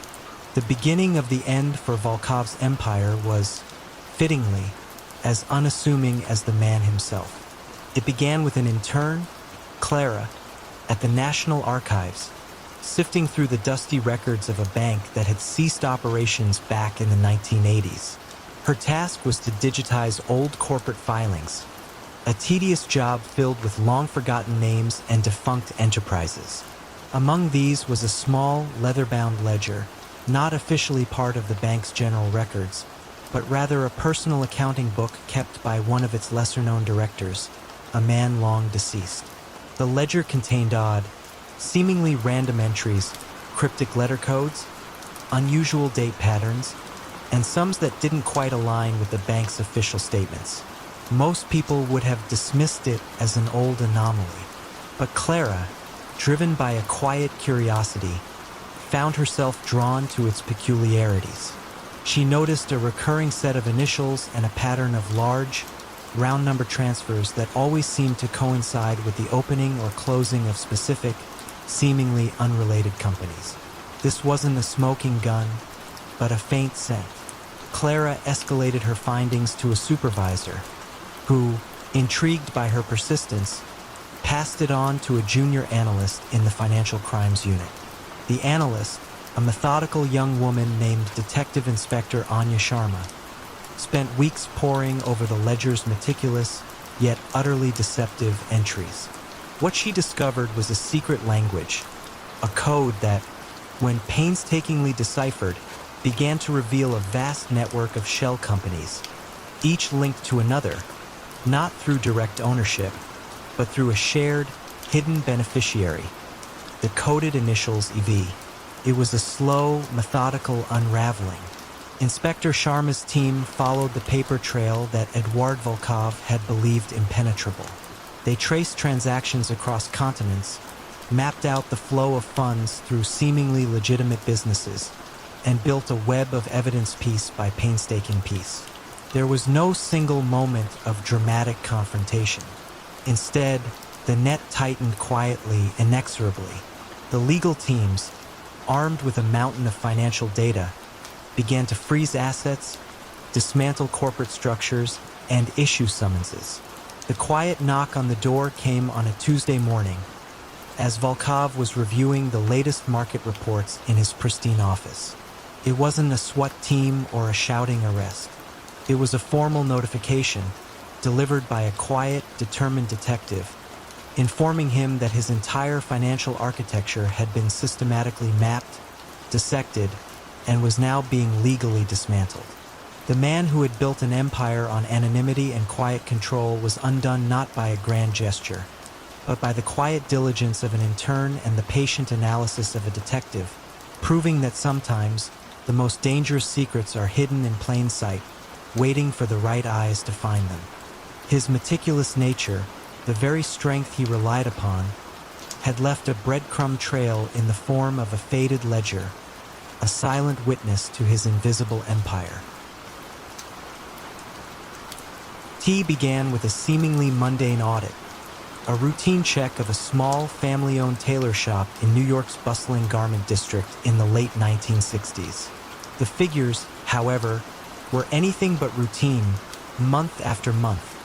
This modest establishment reported profits that dwarfed those of much larger manufacturing plants, a financial anomaly that begged a single, quiet question. How exactly was a shop known for bespoke suits managing to generate such an astronomical, impossible fortune? This impossible fortune flowed, indirectly, to a man named Arthur Artie Brennan. To the casual observer, Artie was a pillar of the community, a dapper man in his late 50s with a penchant for charity galas and a booming, legitimate textile import business. He was known for his calm demeanor, his disarming smile, and a remarkable ability to resolve disputes with a mere suggestion. No one openly called him a gangster. Instead, whispers spoke of him as the Baron, a man whose influence stretched far beyond the confines of his plush office. How could such a seemingly benevolent figure wield so much unseen power, and what was the true source of his quiet empire? Artie Brennan's true genius lay in his understanding of finance and human psychology. He didn't need to brandish weapons or issue overt threats. His power operated through a network of meticulously placed individuals within various unions, construction companies, and, most notably, the labyrinthine world of the city's garment industry. His primary method was subtle coercion, a delicate dance of offering protection or investment opportunities that no one in their right mind would refuse. A struggling business might suddenly find an unexpected, lucrative contract come its way, courtesy of Artie's connections, only to discover later that a percentage of its earnings, often disguised as consulting fees or material costs, would quietly disappear into a series of shell corporations. These funds were then laundered through the very tailor shops and dry cleaners that dotted the city, their inflated earnings creating a legitimate-looking revenue stream for the illicit cash. The tailor shop audit was merely the first faint tremor in this intricately constructed financial edifice. Agent Eleanor Vance, a quiet but sharp woman from the IRS's Organized Crime Division, found herself drawn into this financial anomaly. Her initial investigation into the tailor shop quickly expanded, revealing a web of interconnected businesses, all seemingly overperforming. She spent months poring over ledgers, tax returns, and corporate filings, tracing the flow of money like a meticulous cartographer mapping an uncharted territory. It wasn't about violence. It was about numbers that didn't add up, about legitimate businesses whose expenses were too low, or whose revenues were simply too high for their apparent operations. You might wonder, how does one even begin to untangle such a vast, silent conspiracy built on seemingly legal transactions? Artie's influence was pervasive. When a construction firm needed a permit fast, Artie knew the right people. When a union dispute threatened a major project, Artie's quiet word could settle it. He ensured a smooth flow of goods, labor, and, most importantly, illicit money. Businesses under his protection thrived, creating an illusion of prosperity that masked the slow bleed of their profits. Those who hesitated to join his network rarely faced overt threats.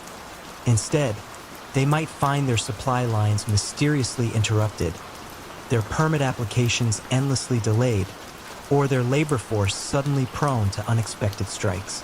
It was an economic stranglehold, unseen but profoundly effective, reminding everyone that Artie Brennan had an uncanny way of making things either very easy or very difficult. The turning point came not from a violent raid, but from a seemingly minor defection. A mid-level accountant, weary of the constant anxiety and the quiet moral decay, approached Agent Vance. He didn't have explosive revelations, but he provided the key: a cryptic, coded ledger that detailed the true flow of funds through Artie's web of shell corporations and legitimate fronts. He explained the system of ghost invoices and phantom inventory that made the tailor shop's profits appear real. It was a painstaking process to decode and verify, each entry a tiny piece of the sprawling financial puzzle. The evidence wasn't about a smoking gun, but about irrefutable patterns of financial fraud. With the coded ledger as their Rosetta Stone, Vance and her team meticulously built a case focusing on racketeering through financial exploitation and extensive money laundering. They moved quietly, avoiding the dramatic arrests often associated with organized crime. One crisp autumn morning, as Artie Brennan concluded a meeting with a city councilman, discussing a new philanthropic initiative, federal agents, dressed in plain suits, simply approached him. There was no struggle, no shouting. Artie, ever composed, merely nodded, understanding that the numbers, which had been his shield and sword, had finally betrayed him.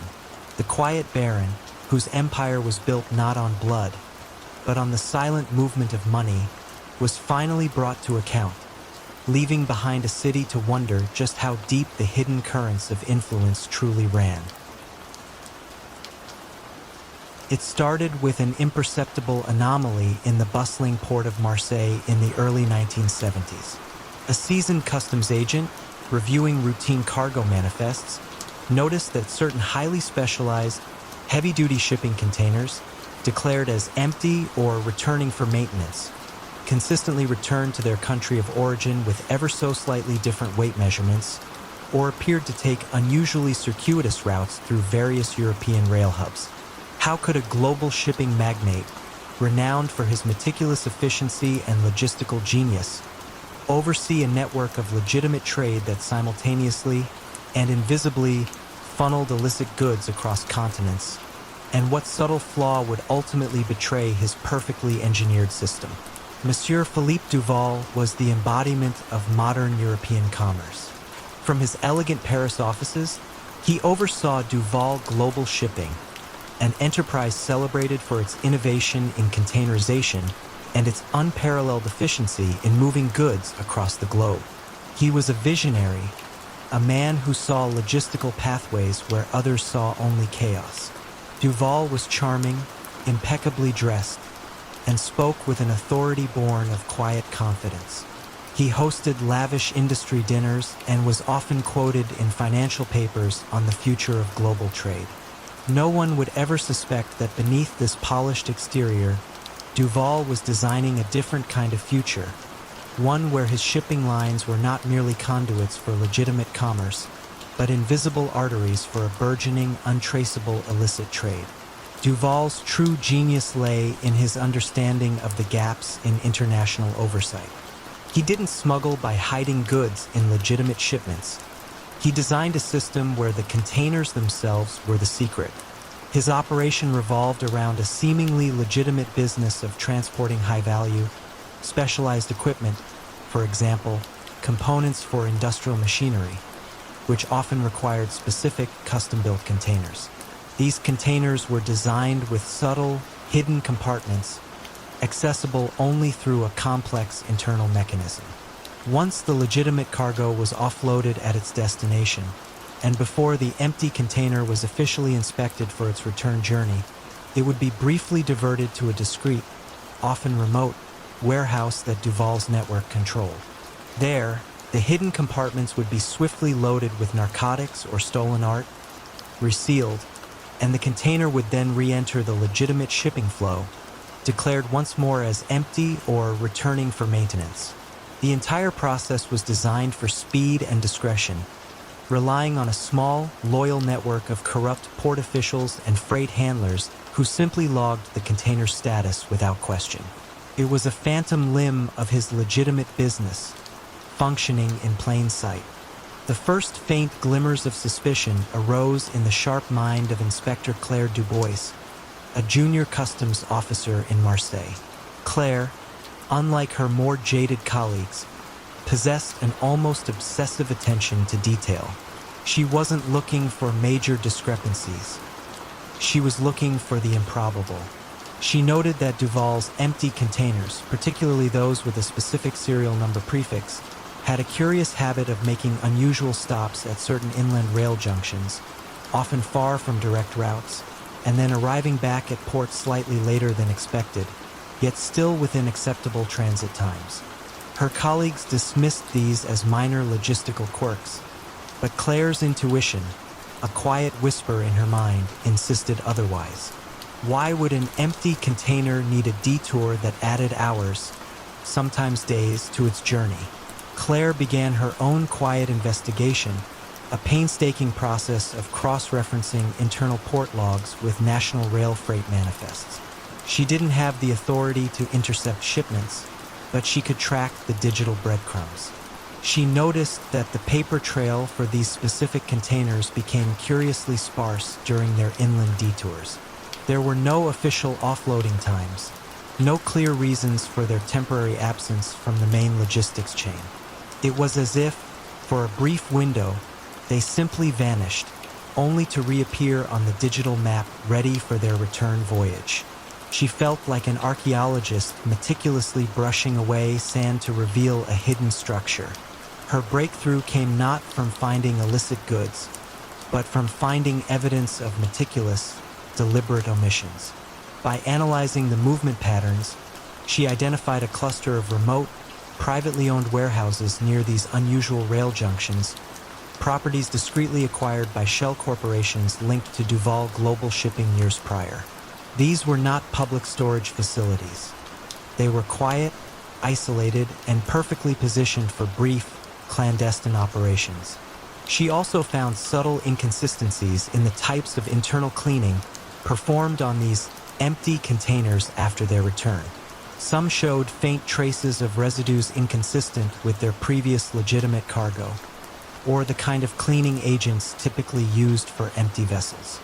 These were microscopic clues, invisible to the casual eye, but glaring to Claire's focused gaze.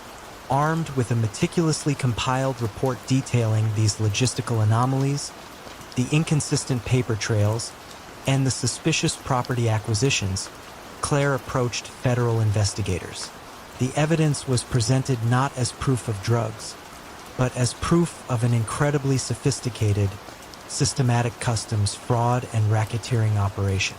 They weren't looking for a single bust, but for a complete dismantling of Duval's invisible paths.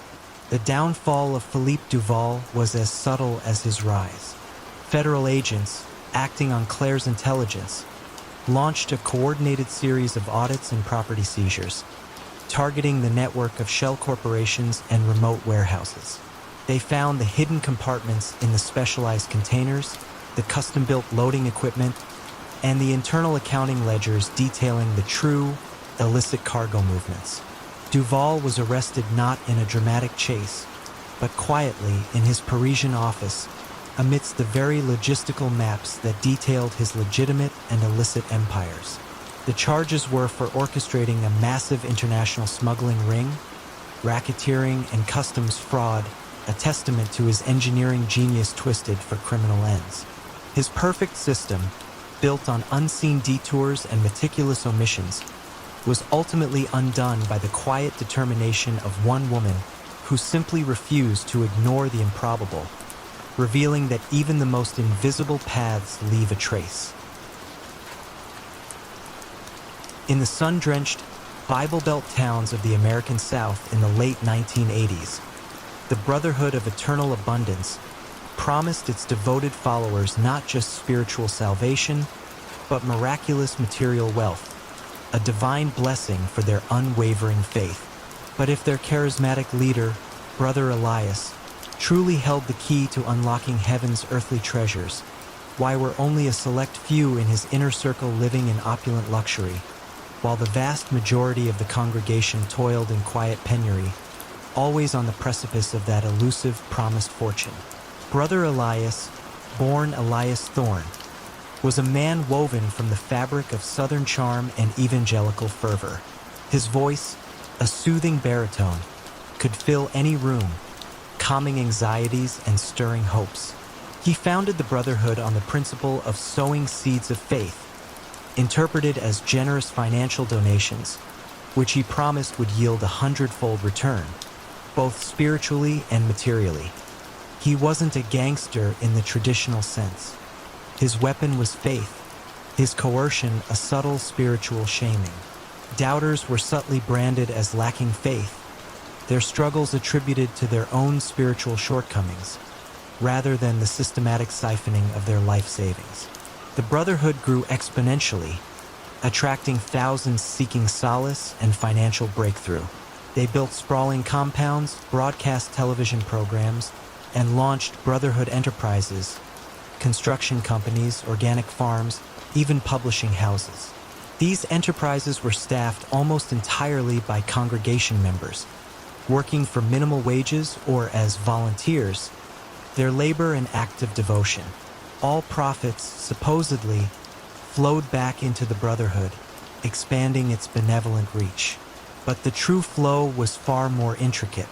Donations, often in cash, were first deposited into a complex web of church accounts, then funneled through a series of offshore trusts and shell corporations, disguised as legitimate investments in international real estate or humanitarian aid. These funds were then quietly diverted into Brother Elias's personal accounts, or used to sustain a lavish lifestyle for him and his most loyal lieutenants. The system was ingenious. The congregation provided the labor and the capital, while Brother Elias provided the divine justification for their perpetual sacrifice. Agent Rachel Lynn, a young, tenacious IRS investigator, assigned to a task force focusing on nonprofit fraud, first stumbled upon the Brotherhood through a discrepancy in tax filings. Their reported charitable expenditures seemed disproportionately low compared to their immense income, and their volunteers consistently filed tax returns claiming zero income, despite working full-time. The financial reports, voluminous and complex, spoke of prosperity, but something in the numbers felt hollow. You might wonder, how does one even begin to investigate an organization cloaked in religious sanctity, especially when its followers are so utterly devoted? Rachel's investigation was slow and careful. She couldn't simply raid a church. She focused on the financial trails, painstakingly cross-referencing public records, property deeds, vehicle registrations with the Brotherhood's official filings. She noticed the fleet of luxury cars registered to the Brotherhood's executive staff, the sprawling private estates purchased under the guise of retreat centers, and the immense personal wealth accumulating in accounts linked to Brother Elias and his inner circle, all while the average congregant lived paycheck to paycheck, waiting for their abundance to manifest. She also noticed that any former members who questioned the finances often found themselves subtly ostracized, their businesses facing mysterious downturns, or their reputations quietly sullied within the community. The turning point came from a quietly disillusioned elder within the Brotherhood, a man named Thomas Vance. Thomas had been one of Brother Elias's earliest and most fervent disciples, drawn by the promise of genuine spiritual revival. But over the years, he had witnessed the growing disconnect between the preached message and the practiced reality. He saw the genuine struggles of the congregants and the blatant opulence of the leadership. He had tried to raise concerns internally, only to be met with subtle threats and spiritual condemnation.